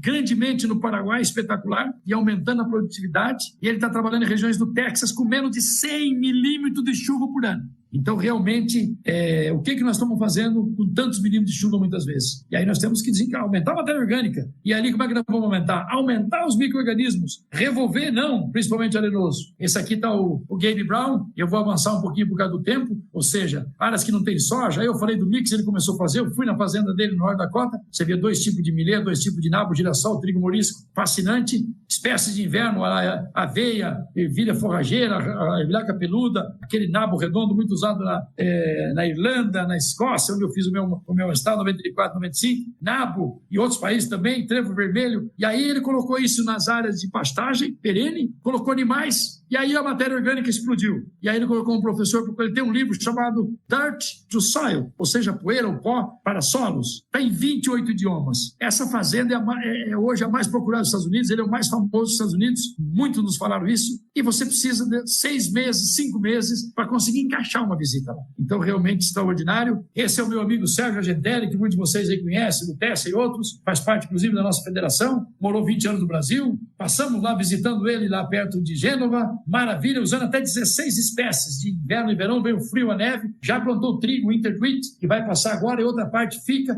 as espécies de verão morrem, ele já fez o ano passado, e 8, 9 espécies de inverno, maravilhosamente, ficam para o plantio de primavera ali. Você vê sinapse, tem milheto, calpi, o safflower, que é o cártamos tintórios, o trigo morisco, o sorgo do Sudão, a crotalária júncia, né? O girassol sunflower e tantas outras espécies. Aqui o Dr. Rolf Delpit, meu grande guru, meu segundo pai, que me ajudou demais, muito, lá na Pensilvânia. Esse aqui é um grande coach de nabo, mais famoso do mundo, e também todo regenerativo. E aqui estamos vendo esse feijão, é 600 hectares hoje. Tivemos no dia de campo lá um mix de gramíneas. Isso aqui foi emocionante ali no Cerrado, junto com o Jarbas, Marquinho e o pessoal ali. Isso aqui a fazenda, nós visitamos com ele a Pamplona de 32 mil hectares, da SLC 5 mil hectares de algodão, e que estão buscando essa energia. E também visitas, esse é meu amigo Steve Briggs, tivemos junto na Inglaterra esse ano, não pôde ir na minha apresentação. Ele maneja estudou comigo há 30 anos no mestrado, ele e a esposa dele, que da época não era, a Lynn. Esse aqui ele é muito famoso, ele é presidente da Associação de Floresta de toda a União Europeia, ele é um excelente técnico. Isso aqui é a área dele que nós visitamos, mais de 200 hectares de aveia branca, ele colocou maçã, isso aqui é tudo orgânico. Ele cuida de 6 mil hectares da Royal Family, da família real que nós visitamos, e agora está com mais 4 mil, eles têm 20 mil hectares, a família real, mais de 14, 15 diferentes produtos, e fascinante o que eles estão usando, utilizando plantas, e o maior desafio deles é exatamente o controle de plantas invasoras. Isso aqui na Colômbia, tivemos muitas missões da cooperação alemã, onde nós já colocávamos planta de cobertura em seguida, um cultivo mínimo. Estamos fazendo isso hoje num projeto, talvez alguém nos acompanhe aí, junto com a Philip Morris, que está em 162 países, são 4.500 hectares irrigado lá na Santa Coloma, que é uma fazenda de 160, 170 mil hectares na Bahia. Ali do lado está o Parque Nacional, ali onde Graciliano Ramos escreveu Vidas Secas, e ali também estamos fazendo esse trabalho para tentar mix de plantas, porque é um solo com muita areia, grossa e fina, e tem que mexer, e daí vira compactação. São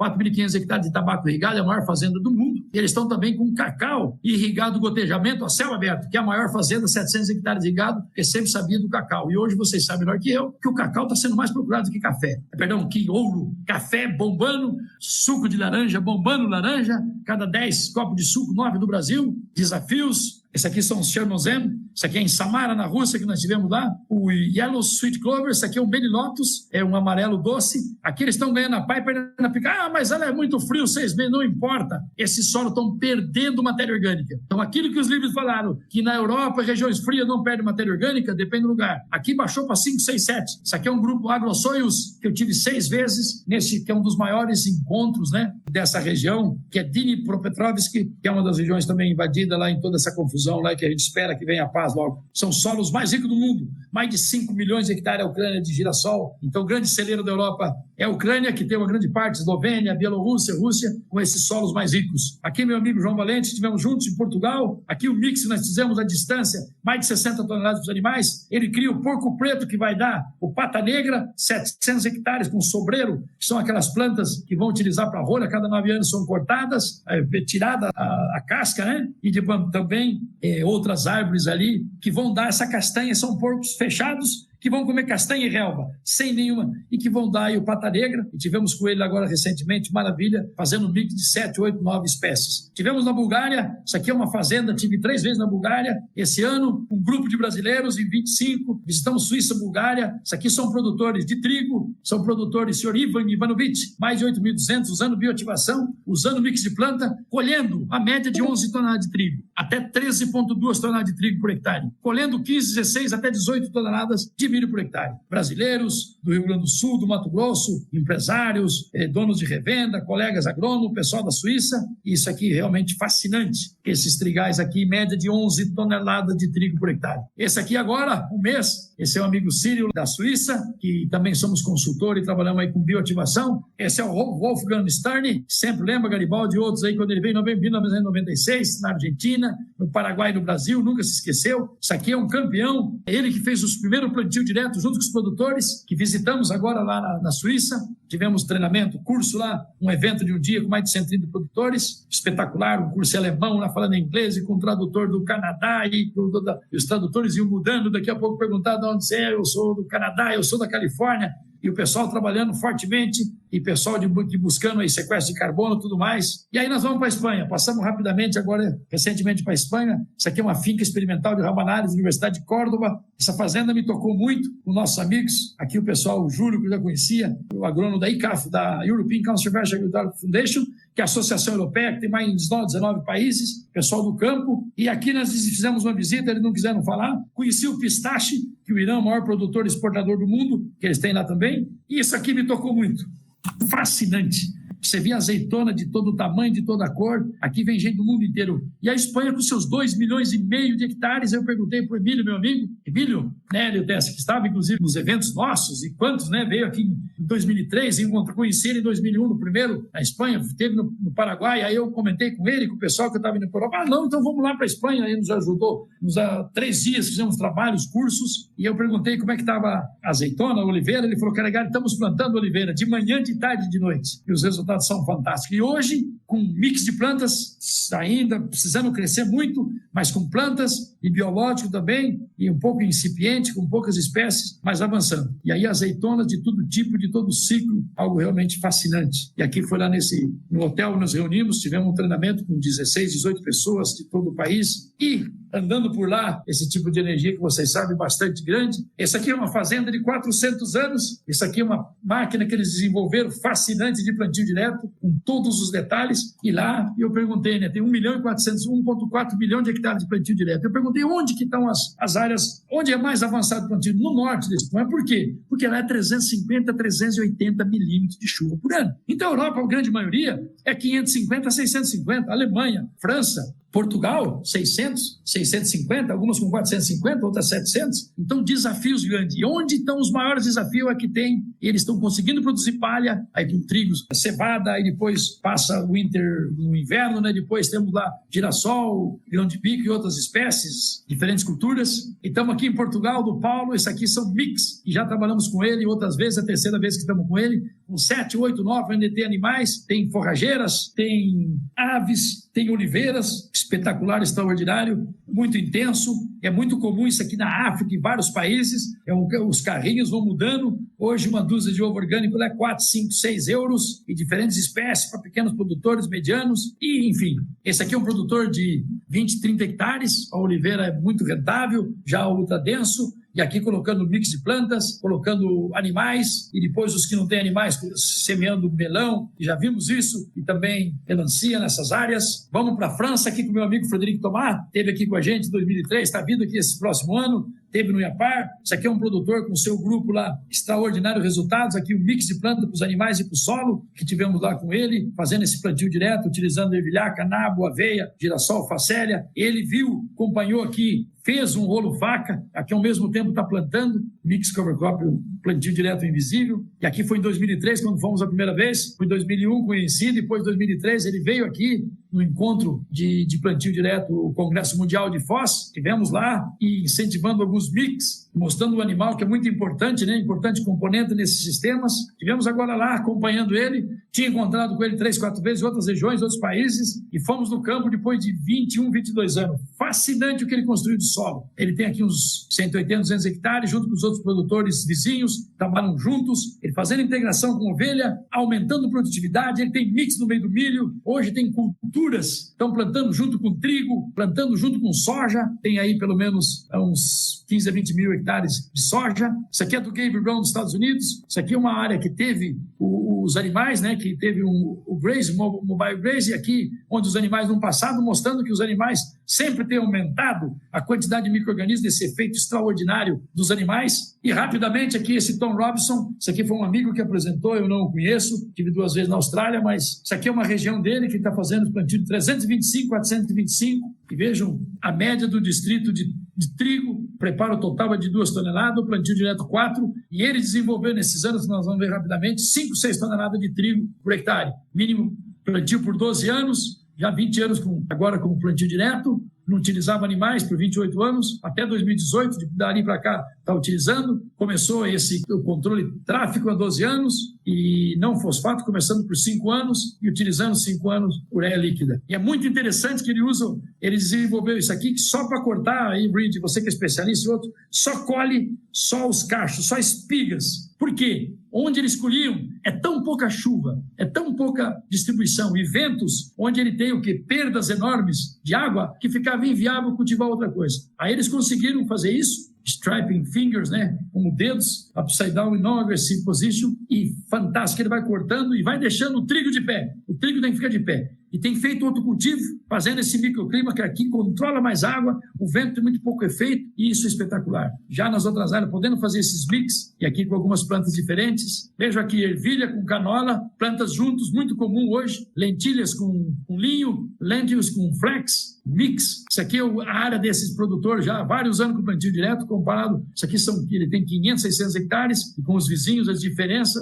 é brutal. E aqui se preparando com esses inúmeros biológicos e o que ele vai usando. Aqui esse feno, the Biograze Experiment, em área de saline ground, onde tem bastante salinidade. Rapidamente, está tentando aplicar o que é necessário e quando é necessário. 350 mil a redução em fertilizantes, isso aqui é um agricultor regenerativo. Análise de folha, e eu queria chamar a atenção disso aqui hoje, análise de seiva. Os resultados em toda a Europa são fascinantes, quase comum, aí 50%, 60%, digamos assim, os resultados que se espera com credibilidade em solo, 60%, 70% por aí mais ou menos em análise foliar, enquanto que a análise de seiva dando 98% de precisão. E nas diferentes culturas, com intervenção imediata, eles têm alcançado, em média, 20% de aumento de produtividade. Tiveram $50 mil de redução em inseticida, 150 mil em herbicida, raramente tem aplicado pulverizado, e Your Agronomist mostra understanding da sua economia, o agrônomo e todo o pessoal envolvido, e muito bacana, mostrou com vídeos extraordinários, e as coberturas, desenvolver as coberturas para pouca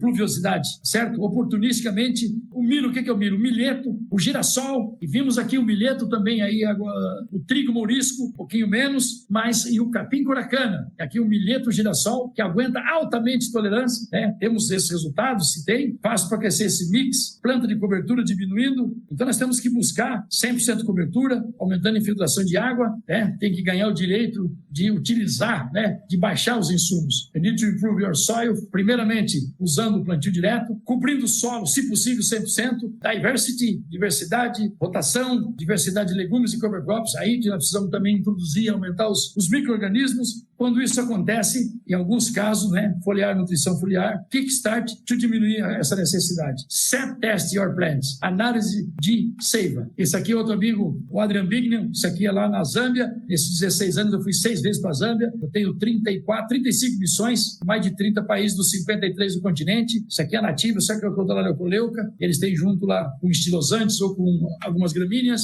isso aqui na Eritreia pela FAO, isso aqui é uma vence tudo, que a FAO adotou essa máquina nas diferentes países, com muito efeito em pequeno, e aqui era cercada essa área e com resultados extraordinários do plantio direto. Aqui em Mazambuca, na Zâmbia, colocamos os mix, aqui ele construiu o rolo faca, aqui ele fez o trigo por hectare, o trigo com 2, 3 geadas por ano que se tem ali, e alcançou aí 150, 165 sacos, mais de 9 mil quilos de trigo por hectare, e algumas áreas aí com pastejo. Isso aqui é o Seb, filho do ex-vice-presidente, nosso amigo que teve no Brasil, também trabalha muito com pequenos, lá tem diversos grupos de produtores. Isso aqui é em Cape Town, onde eles estão utilizando, tem uma enorme área de uva, né, pinotagem, pinot noir, usando triticale, ervilhaca e serradela e passando um rolo faca para controlar sem herbicida. Esse aqui é uma pessoa extraordinária, tive 2 dias com eles, não conhece o Brasil ainda, com ervilhaca, serradela, espetaculares resultados, aguenta muito a seca. E aqui o Frederico Tomar na França, que já vimos, e aqui na África com 600 quilos de milho, onde nós colocamos guandu com poda e outras espécies, chegamos a 4.200, 5 mil quilos de milho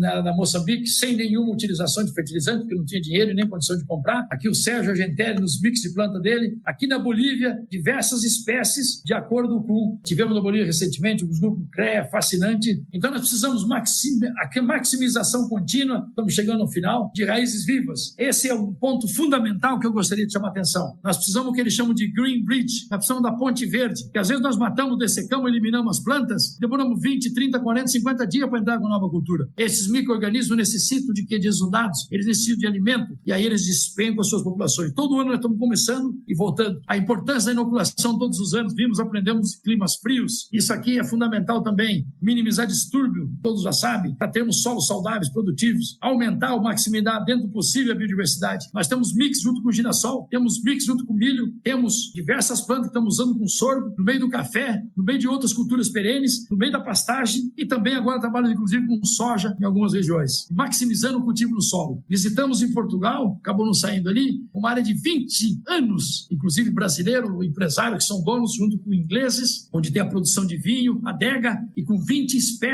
anos, 12, 14 espécies de trevos, bromos e outras, eles esperam produzir um pouquinho de semente, antes de estar pronto, passa um rolo faca lento, não para cortar. Então, pessoal, que a gente deu um geral overview, eu tive numa região fabulosa, em Portugal, no norte, que eu não conhecia, atrás dos montes, fomos lá na região do Vale do Rio Douro, que vem da Espanha. Eu fiquei muito emocionado, que ali tem uma estrada ali, no meio daquele vale, que vai chegando, esse rio vai passar lá em Porto, e ali foi considerado pela Unesco, tombado como a estrada mais bonita do mundo. E é fascinante, porque eles construíram solos, né? Eram rochas ali, quebraram a picareta 150 anos, hoje tem máquinas, tivemos um dia de campo com quase 200 pessoas, estamos colocando plantas e mix nessas áreas e vinhos de altíssima qualidade, né? A maioria regenerativa. Então, pessoal, em síntese, não importa a cultura, o manejo do solo com plantas, partindo sempre de um diagnóstico de qualidade, de todos os atributos, para saber onde eu estou, qual que é o próximo passo, naquele talhão ou no outro, da onde eu venho, onde eu estou e para onde eu vou. É fundamental, considerando água, nutrientes, vida, micro-organismos e os desafios de nematóides, de compactação, de doenças radiculares. E com isso, nós ajustando isso, temos que permitir que a mãe natureza nos ajude mais. E aí tivemos tanto, né, a quanto nossos pioneiros, né, hoje estamos acompanhando aí o nosso querido Lapinha, né, Calderari aí de Campo Mourão com a família, que já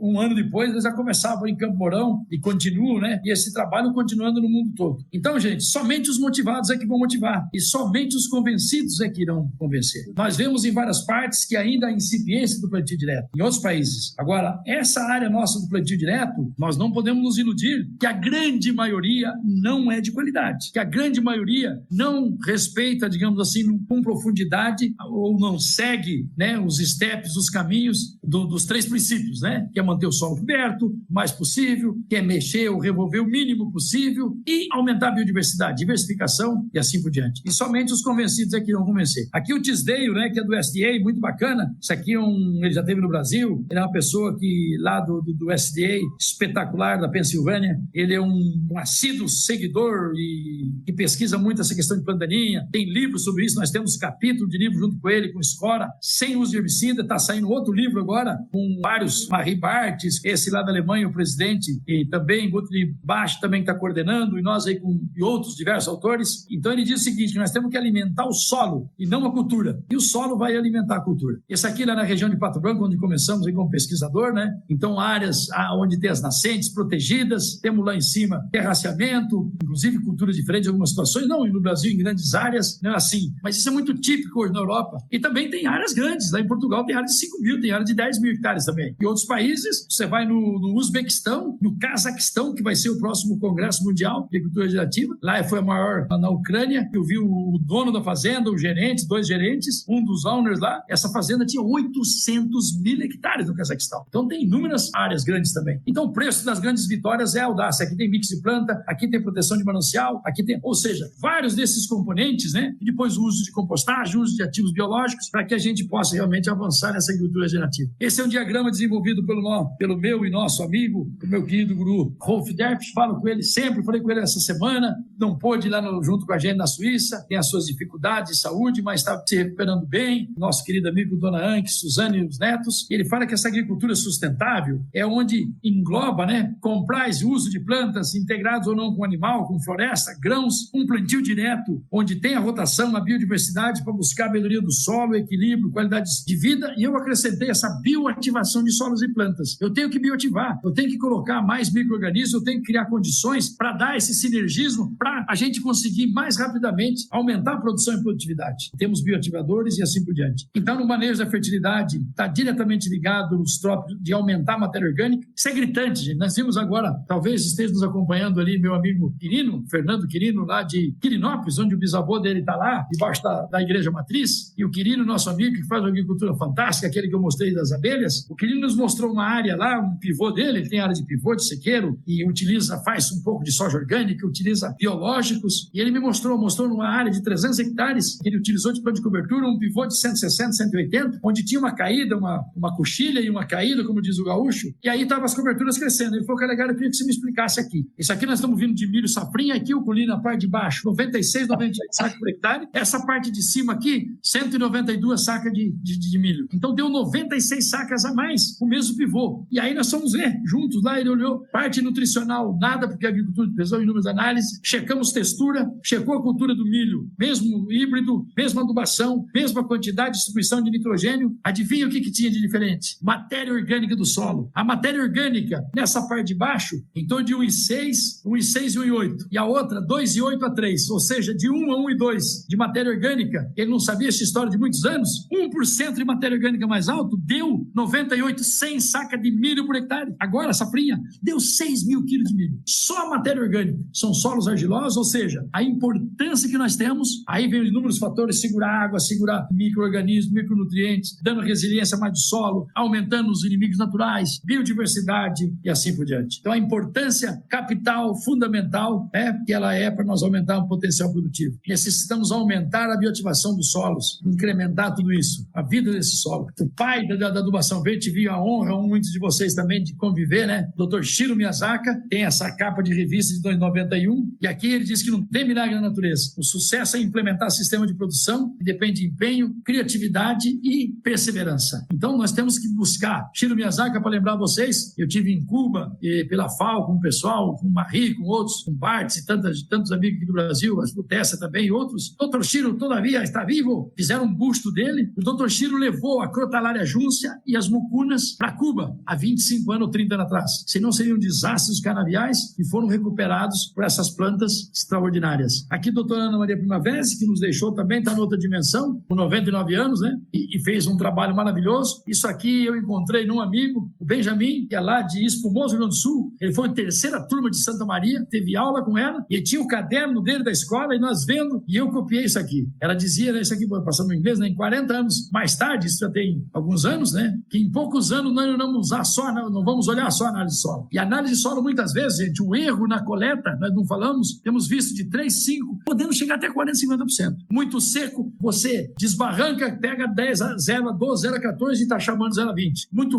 chuvoso, com mais umidade, traz da de baixo, subestima e superestima resultados. E aquilo que eu falava no início, muitos estados brasileiros, outros países, tirando 0 a 20. 5, 6 anos de plantio direto é necessário, é fundamental, se não todas as análises, algumas 0 a 10, para sabermos como está essa questão dos resíduos, como está principalmente estados como Mato Grosso, que hoje utiliza a sua maioria fertilizante na superfície, nós vamos ter um gradiente grande de nutricional, de palha, de pH, de problema de alumínio, cálcio e magnésio, onde nós vamos ter que trabalhar a estratégia com gesso para conseguir corrigir todo o perfil. Então ela fala que não vamos utilizar, ou vamos utilizar muito pouco, mas simplesmente, ou mais principalmente esse enfoque biológico. Nós estamos vendo hoje as diferentes análises que vamos subsidiar, mas não podemos esquecer que esse equilíbrio, esses ajustes nutricionais, relação cálcio-magnésio e outras, são fundamentais para termos aí condições favoráveis. Então, ter o conhecimento e não realizar é a mesma coisa que não saber. E o Albert Einstein, tivemos lá em Ulm, o LM na Alemanha, no ano passado, minha mulher estava junto, ela escreve algumas coisas, falou, quero ver a terra do Einstein, mas não conseguiu encontrar, que tinha sido dizimado aí pela Segunda Guerra, né? Mas ele diz, tem lá um monumento, que a insanidade é continuar fazendo a mesma coisa e esperar resultados diferentes.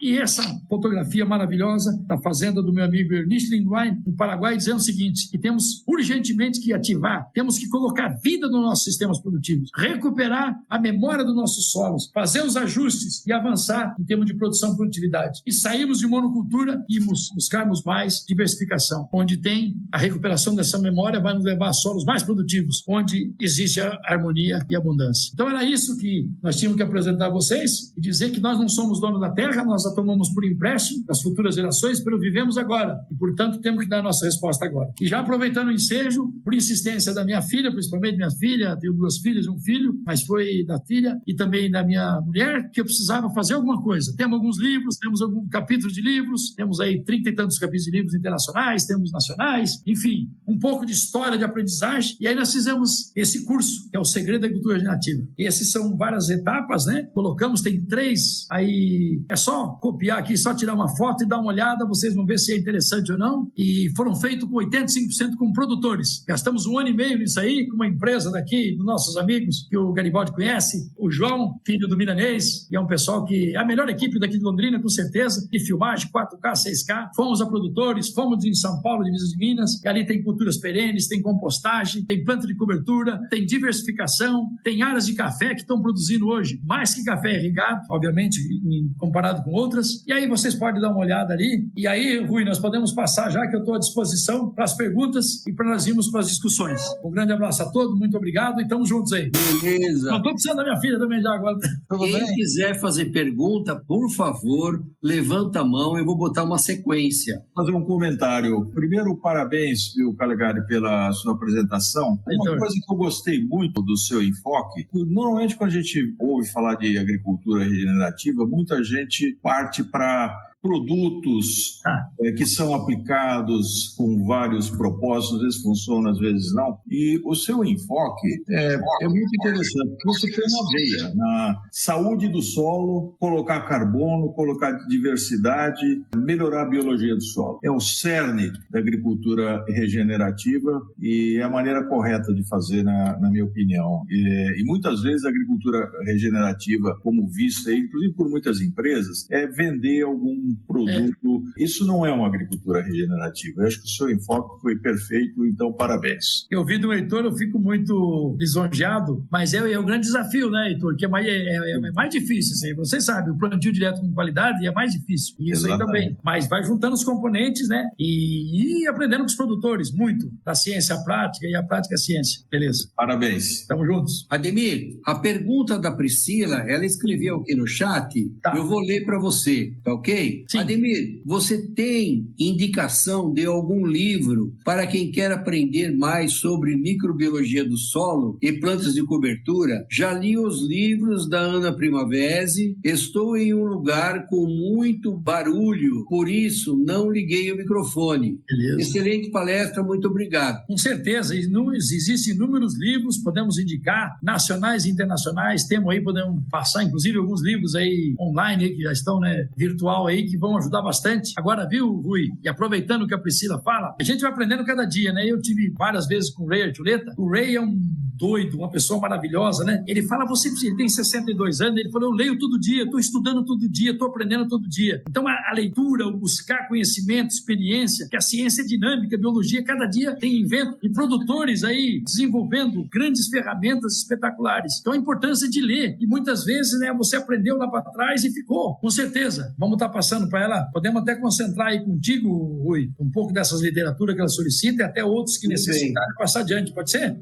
Agora quem quer perguntar é a Graziela. Tá ali junto com o Lapinha, camarada. Firme, bom. Professor, para nós é uma grande satisfação essa cabeça sua, tanto que guarda na cabeça. Mas para mim, que fizemos o segundo plantio direto no Brasil em 73 e 74, realmente passou um filme e a evolução muito grande. Parabéns pela sua palestra, conhecedor de 52 países. Não, visitei, não que eu conheça, né? Mas visitou. Exato. Parabéns pelas suas didáticas e pela essa aula aí que praticamente atualizou tudo. Essa questão da palhada é a coisa das mais importantes e realmente nós temos que sair do soja e milho safrinha e partir para o inverno, que é onde são as melhores palhadas, melhores raízes, melhor de tudo para completar o sistema de plantio direto. Sair do plantio direto para ir para o sistema de plantio direto. Parabéns, professor. Um abração. Muito bom. Eu te chamo de Lapinha, meu querido amigo, que é uma lenda, e eu queria aproveitar esse momento, viu, Rui? No meio de amigos aqui que nós estamos. E o Heitor, o Lapinha, toda a turma de Campo Mourão ali, o Dimas Resch, encontrei o pessoal lá do CPAC agora essa semana e perguntando, o Dimas está lá em Três Corações, quando eu passar por Três Corações eu vou procurar. Lenda, tiveram aqui em Campo Mourão aqueles grandes eventos que eles tiveram de votação, que vinha gente do Paraguai, fizeram aquele carneiro no buraco, tinha 700, 800 pessoas, maravilhoso. E o Lapinha, Rui, todos, o Lapinha foi premiado pela Associação de Agrônomos, os mais de 15 para 18 mil engenheiros agrônomos do Paraná. Esse ano vai receber uma menção honrosa pelo trabalho de difusão que esse homem coloca e busca dividir conhecimentos, experiências. Então ele vai ser homenageado agora, se eu não me engano, 16 de dezembro. 6 de dezembro, ele vai ser homenageado pela Associação de Agrônomos como o agrônomo da comunicação, o agrônomo da difusão no Paraná nesse ano. Merecido. Palma grande, Lapinha, que faz a revolução junto com a turma aí do Campo Mourão. Parabéns. Ademir, o Vinícius quer fazer uma pergunta. Vinícius é de Santa Maria, Rio Grande do Sul. Boa noite, doutor Ademir Calegari. Parabéns pela apresentação. Muito obrigado pelo seu exemplo de perseverança, dedicação e entusiasmo que você deixa para nós. Eu tenho uma pergunta. Na sua visão, qual é o lugar das máquinas agrícolas nas técnicas de agricultura regenerativa? E, na sua opinião também, como é que a gente poderia preparar elaborar projeto de novas máquinas mais preparadas para deixar de ser as protagonistas, vamos dizer assim, porque às vezes o melhor trabalho é aquele trabalho que não aparece, não é verdade? Muito obrigado, prazer. Eu entendo a sua questão e ao mesmo tempo ela é uma crítica e eu aceito essa crítica. E na verdade o Rui Gazão aqui, que é uma lenda das máquinas agrícolas e outros que poderiam melhor responder. Sem dúvida alguma, esse é um componente essencial para que o sistema funcione. Você quer ver? Vai ali na Mayra Leles, que estava avançando, já não conseguia. É um desafio hoje, subir as plantas, os mix de planta, distribuição de sementes diferentes. É uma dificuldade se você joga, as mais pesadas vão longe, já não, você tem gradiente. E as máquinas, a qualidade do plantio, tudo isso aí, não precisa falar, né, quantos especialistas aí, que é fundamental para todo o sistema andar. Então, máquina é um componente essencial e cada vez nós estamos avançando mais, né? Temos inúmeras máquinas, nós estávamos na Alemanha, visitamos lá a Roche, tivemos com o pessoal aí do Brasil e várias delas, vocês viram lá Vence Tudo e temos tantas, né? John Deere e tantas outras. Sempre insisto com o Rui, temos que trazer o Rui de volta nesse meio. Falo bastante nas reuniões, estava lá grandes produtores e vendo o problema nas máquinas. A necessidade de especialistas com profundidade, porque apesar de hoje temos mídia, mas nem sempre a mídia contribui 100%. Você sabe disso. Fundamental, Vinícius, teu comentário e a importância de levar em consideração isso aí. Máquinas de qualidade que atenda diferentes situações. Por exemplo, por 1 milhão e tantos de hectares de café. Hoje tem várias áreas de Minas Gerais onde precisa de máquinas pequenas, onde tem uma necessidade hoje. Você vai em Portugal, você vai na Espanha, áreas pequenas máquinas, fazendo plantio de cobertura, enfim, pastagens, forragens, assim por diante. Mas excelente um componente que nós não abordamos e que é fundamental. Agradeço. Mas Vinícius é lá de Santa Maria, da Universidade Federal, claro, e trabalha com máquinas agrícolas, assim como eu também. Morou aqui em Londrina, inclusive. Mas veja bem, nós chegamos a trabalhar com algumas máquinas, né, que chegavam a distribuir até 6 tipos de sementes. Mas é o seguinte, quando você tem algumas sementes de maior tamanho, você vai usar os rotores canelados normais, a semelhança do trigo, a semelhança do arroz. Quando você tem sementes miúdas, aí a coisa complica mais, você precisa usar esses rotores miniaturizados, que servem para usar sementes miúdas. Por exemplo, a antiga Metasa, ela desenvolveu uma máquina que tinha 2 depósitos, um mais na frente e outro atrás. Então, com esses 2 depósitos, dava para você trabalhar com 4, 5 sementes diferentes. Porque você está falando até de 18 plantas de cobertura. E é o que você disse mesmo. As sementes de maior tamanho, se você for jogar isso a lanço, que eu não recomendo nunca, porque se você joga a lanço, vai cair sobre o solo, você não vai passar uma grade para incorporar essa semente. Então, a porcentagem de emergência vai ser na faixa de 10% a 20%.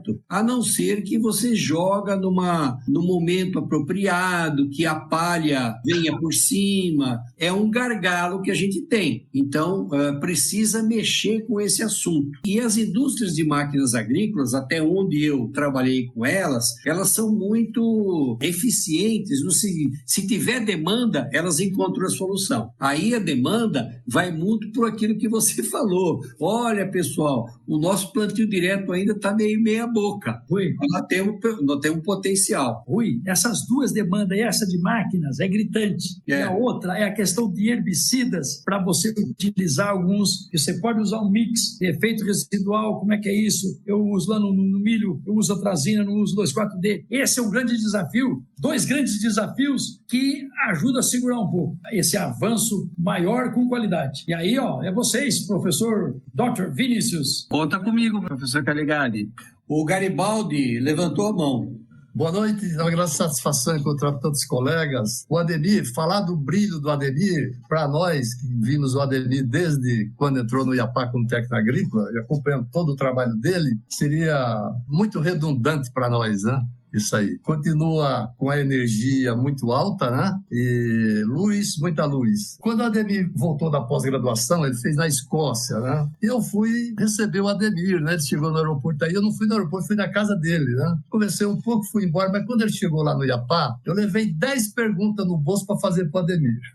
Aí, jogou fora sobre o solo lá na Escócia, né? O Ademir disse, olha, o problema do pessoal lá é drenar morro. Quando ele falou drenar drenar morro, eu já recolhi as outras 9 perguntas e nunca mais fiz pergunta para ele. A rapidez, o raciocínio dele, né? Porque drenar morro para nós, o que é? É baixada lá, né? Você tem um solo clay, bastante matéria orgânica. Lá é em cima. A Denise deu uma volta ao mundo aí, mas olha, isso aqui é o Soil Taxonomy dos Estados Unidos. Quando eu estava fazendo a pós-graduação em 69, lá em Piracicaba, isso aqui estava em desenvolvimento e eles fizeram 7 aproximações. Quando eu estava na pós-graduação, foi a 7ª aproximação eles publicaram em definitivo. E vinha pedólogo dos Estados Unidos, dava aula para nós lá. Agora, isso tem 754 páginas. Sabe quantas tem solo semelhante ao nosso? 9 páginas. Então, eu lembrando que o Ademir falou que o problema dos homens é drenar morro, e o solo está por quê? O aspecto de mineralogia, tal, tudo diferente. Eu fiz uma viagem aí para a Espanha, andei de Madrid até Portugal, aquela região da Andaluzia, aí no trem 200 por hora, tal, você olha para um lado, tem oliveira, olha para o outro lado, tem oliveira, tudo morro abaixo, né? Aí a gente leva o referencial nosso aqui. Por que os caras plantam essa oliveira morro, tudo morro abaixo? Por que não planta em nível, né? Eu não sei se você já andou por lá, se viu alguma explicação. Agora, eu imagino o seguinte, a gente pega os dados da Europa, o que a gente percebe? A erosividade é baixíssima comparando com a área tropical. Então, você não tem uma pressão de energia sobre o solo como tem aqui. Como você citou umas 3 vezes o Congresso de Foz do Iguaçu, acho que você se lembra aquele professor da universidade, eu não me recordo o nome dele agora, ele fez uma palestra lá, o contrário do plantio direto. Aquele solo profundo lá na Alemanha, esse solo tipo que os soldados lá da Ucrânia pegam uma enxada e abrem assim fácil. Se ele vier para Sertanópolis aqui, eu quero ver se ele vai abrir, né? E ele apresentou a palestra e deu um mal-estar muito grande, né? Com todo aquele pessoal que organizou o Congresso, estava lá o Bartz também, né? No Pereira, todo mundo. Mas agora, recentemente, nós fizemos uma live com o Theodor. Você conhece o Theodor, né? Está lá no norte da Alemanha. Ele reclamou bastante que o pessoal da academia na Alemanha, né, não quer agricultura sustentável nesse sentido do plantio direto. E existe um problema lá, né? Outro aspecto que você falou aí foi a evapotranspiração. Lá na Paraíba, tinha um senhor, morreu quase 100 anos, ele tinha uma fazenda no Cariri paraibano. Chove 600 milímetros. Ele saía no Globo Rural, né? Ele fez um trabalho muito bom lá, animais de raça, tudo, né? Trouxe o capim búfalo, né? Nessa linha que você falou aí, espetacular e tal, né? Ele falava assim, olha, aqui chove igual a Paris, 600 milímetros. Aí você diz, pô, chove 600, tudo bem, mas qual é a evapotranspiração? Que tipo de horizonte A tem no solo do Cariri e horizonte A que tem ali ao lado de Paris, né? A resultante é completamente diferente. Aí é que é a minha pergunta agora. Você foi a muitos lugares. Quantos lugares você foi no mundo que você teve uma apresentação inicial que o indivíduo dissesse, olha, nós estamos aqui num solo tal, um horizonte A tipo tal. Você teve isso ou foi só com os agricultores vendo ali o tipo de solo, dando uma olhada e tal? Não, Garibaldi, isso aí é muito variável. Tivemos diversas. Nós tivemos na Universidade de Córdoba, onde o Emílio está lá, doutor, departamento de solo, ecologia. Tivemos em Lisboa, falamos na Faculdade de Agronomia, a maior faculdade que tem 40 hectares dentro de Lisboa, e com professores, vários. Então, é muito amplo, né? Tivemos situações as mais diversas. Agora, por exemplo, inclusive, estamos acompanhando ali, lá no Tocantins, nós estamos na região, que eu fiquei agora, e já tinha passado outras vezes, mas eu fiquei apavorado da coisa. Está tendo uma lixiviação doida, a quantidade de nutrientes que estão perdendo, então precisa fazer um estudo, buscar informações de mineralogia de argila, porque é um negócio louco, o pessoal está usando alta fertilização e baixíssimo fósforo, baixíssimo potássio, diferente de outras regiões do próprio estado. Então isso acontece bastante, porque esse sempre é o ideal. Eu sempre, quando vou nos lugares, não gosto de entrar falando, gosto de ir lá primeiro, verdade? E eu primeiro com os portugueses, eu comecei aqui por online, foi só uma primeira vez, em cima das descrições, amigos que já são consultores que me encontraram, depois me levou para a Alemanha também. E aí, Garibaldi, é muito amplo. Agora, esse diagnóstico de qualidade, você saber que tipo de solo, que formação, tudo isso, eu diria para você que é uma minoria das vezes. E aí,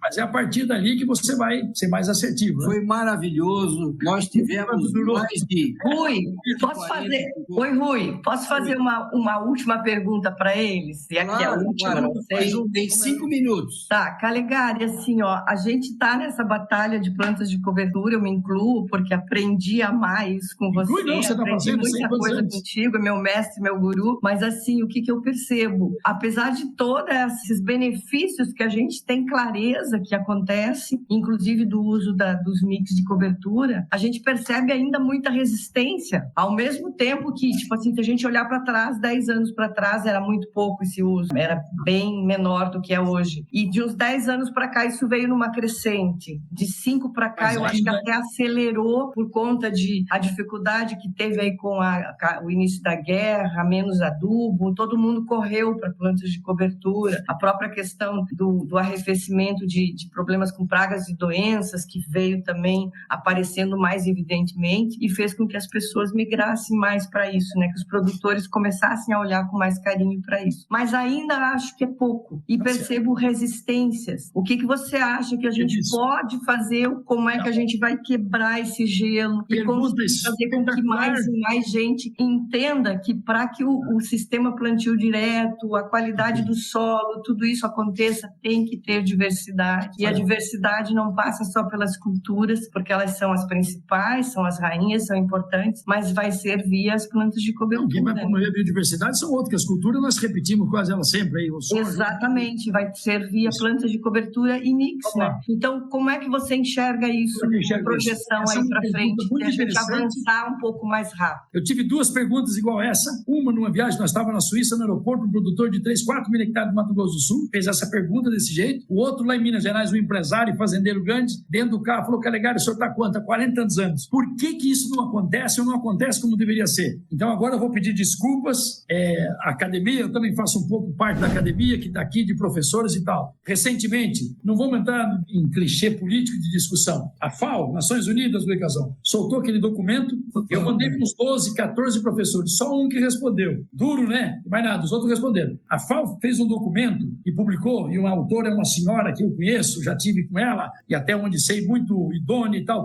Fizeram vários meses de survey, de levantamento da América Latina, Garibaldi. E o seguinte, a FAO falava o seguinte: a grande resistência, a grande dificuldade dos produtores da América Latina de adotarem, de avançarem na agricultura regenerativa, sabe por que é? Aí nós vamos ter semente e tal, nós vamos ter isso que o professor falou ali, máquina, temos vários outros fatores, um lugar é clima, o grande, sabe qual que é? Esse é duro, isso não pode regeneralizar, que são todos, mas ele é marcante, porque eu estou todos os dias, modo de dizer, 70% do meu dia eu estou com produtores, e estou dando curso, treinamento e palestra para técnicos e tal, é porque não chega a confiança dos técnicos, a assistência técnica não consegue passar isso para os produtores. Esse é um documento da FAO. Isso é verdade? Deve ter muita verdade nisso. Agora, eu fui um crítico a produtores, eu vou confessar a vocês. Muitas vezes culpei o produtor. Hoje eu não culpo produtores. Hoje eu culpo nós. Pesquisa, extensão, pessoal que trabalha. Não somos suficientemente hábeis para ter informações. O tempo já vai acabar. Há 60 dias, mais ou menos 90, teve reunião na Embrapa. O dia que eu fiquei sabendo do resultado, eu quase chorei. Porque mostrou os estados. Hoje o primeiro estado do Mato Grosso, 12, 13,5 milhões de hectares de soja. Segundo estado, Rio Grande do Sul, 6,1, 6,2. Passou o Paraná, 5,8, 5,9. 200, 300 mil hectares a mais. Primeiro estado que menos inocula, Rio Grande do Sul. Segundo, Santa Catarina, pequeno estado. Terceiro estado, Paraná, que tem mais de 150 cooperativas, tem um monte de universidades, tem 15, 18, 19 cursos de agronomia, tem Iapar e Embrapas, várias, assistência técnica de todo lado, e não somos capazes de convencer o produtor que a inoculação tem que ser feita todo ano. Eu tenho um produtor, e em doses um pouco mais crescentes, eu tenho um produtor que me segue aqui há 8 anos, 3,4, Fábio Barbante, Uraí, 3,4, 3,8, saca de soja a mais. Vai acabar. Vocês estão entendendo? Então, moçada, temos muitos senões nesse aí. Olá pessoal, muito bom dia a todos. Felizmente não foi possível fazer o encerramento da nossa live, então com muita alegria quero enviar um grande abraço a todos, muito obrigado pela participação e mostramos um pouco aí de alguns aspectos, alguns passos importantes aí para a construção de uma agricultura regenerativa, ou seja, um sistema de plantio direto com qualidade. Grande abraço a todos.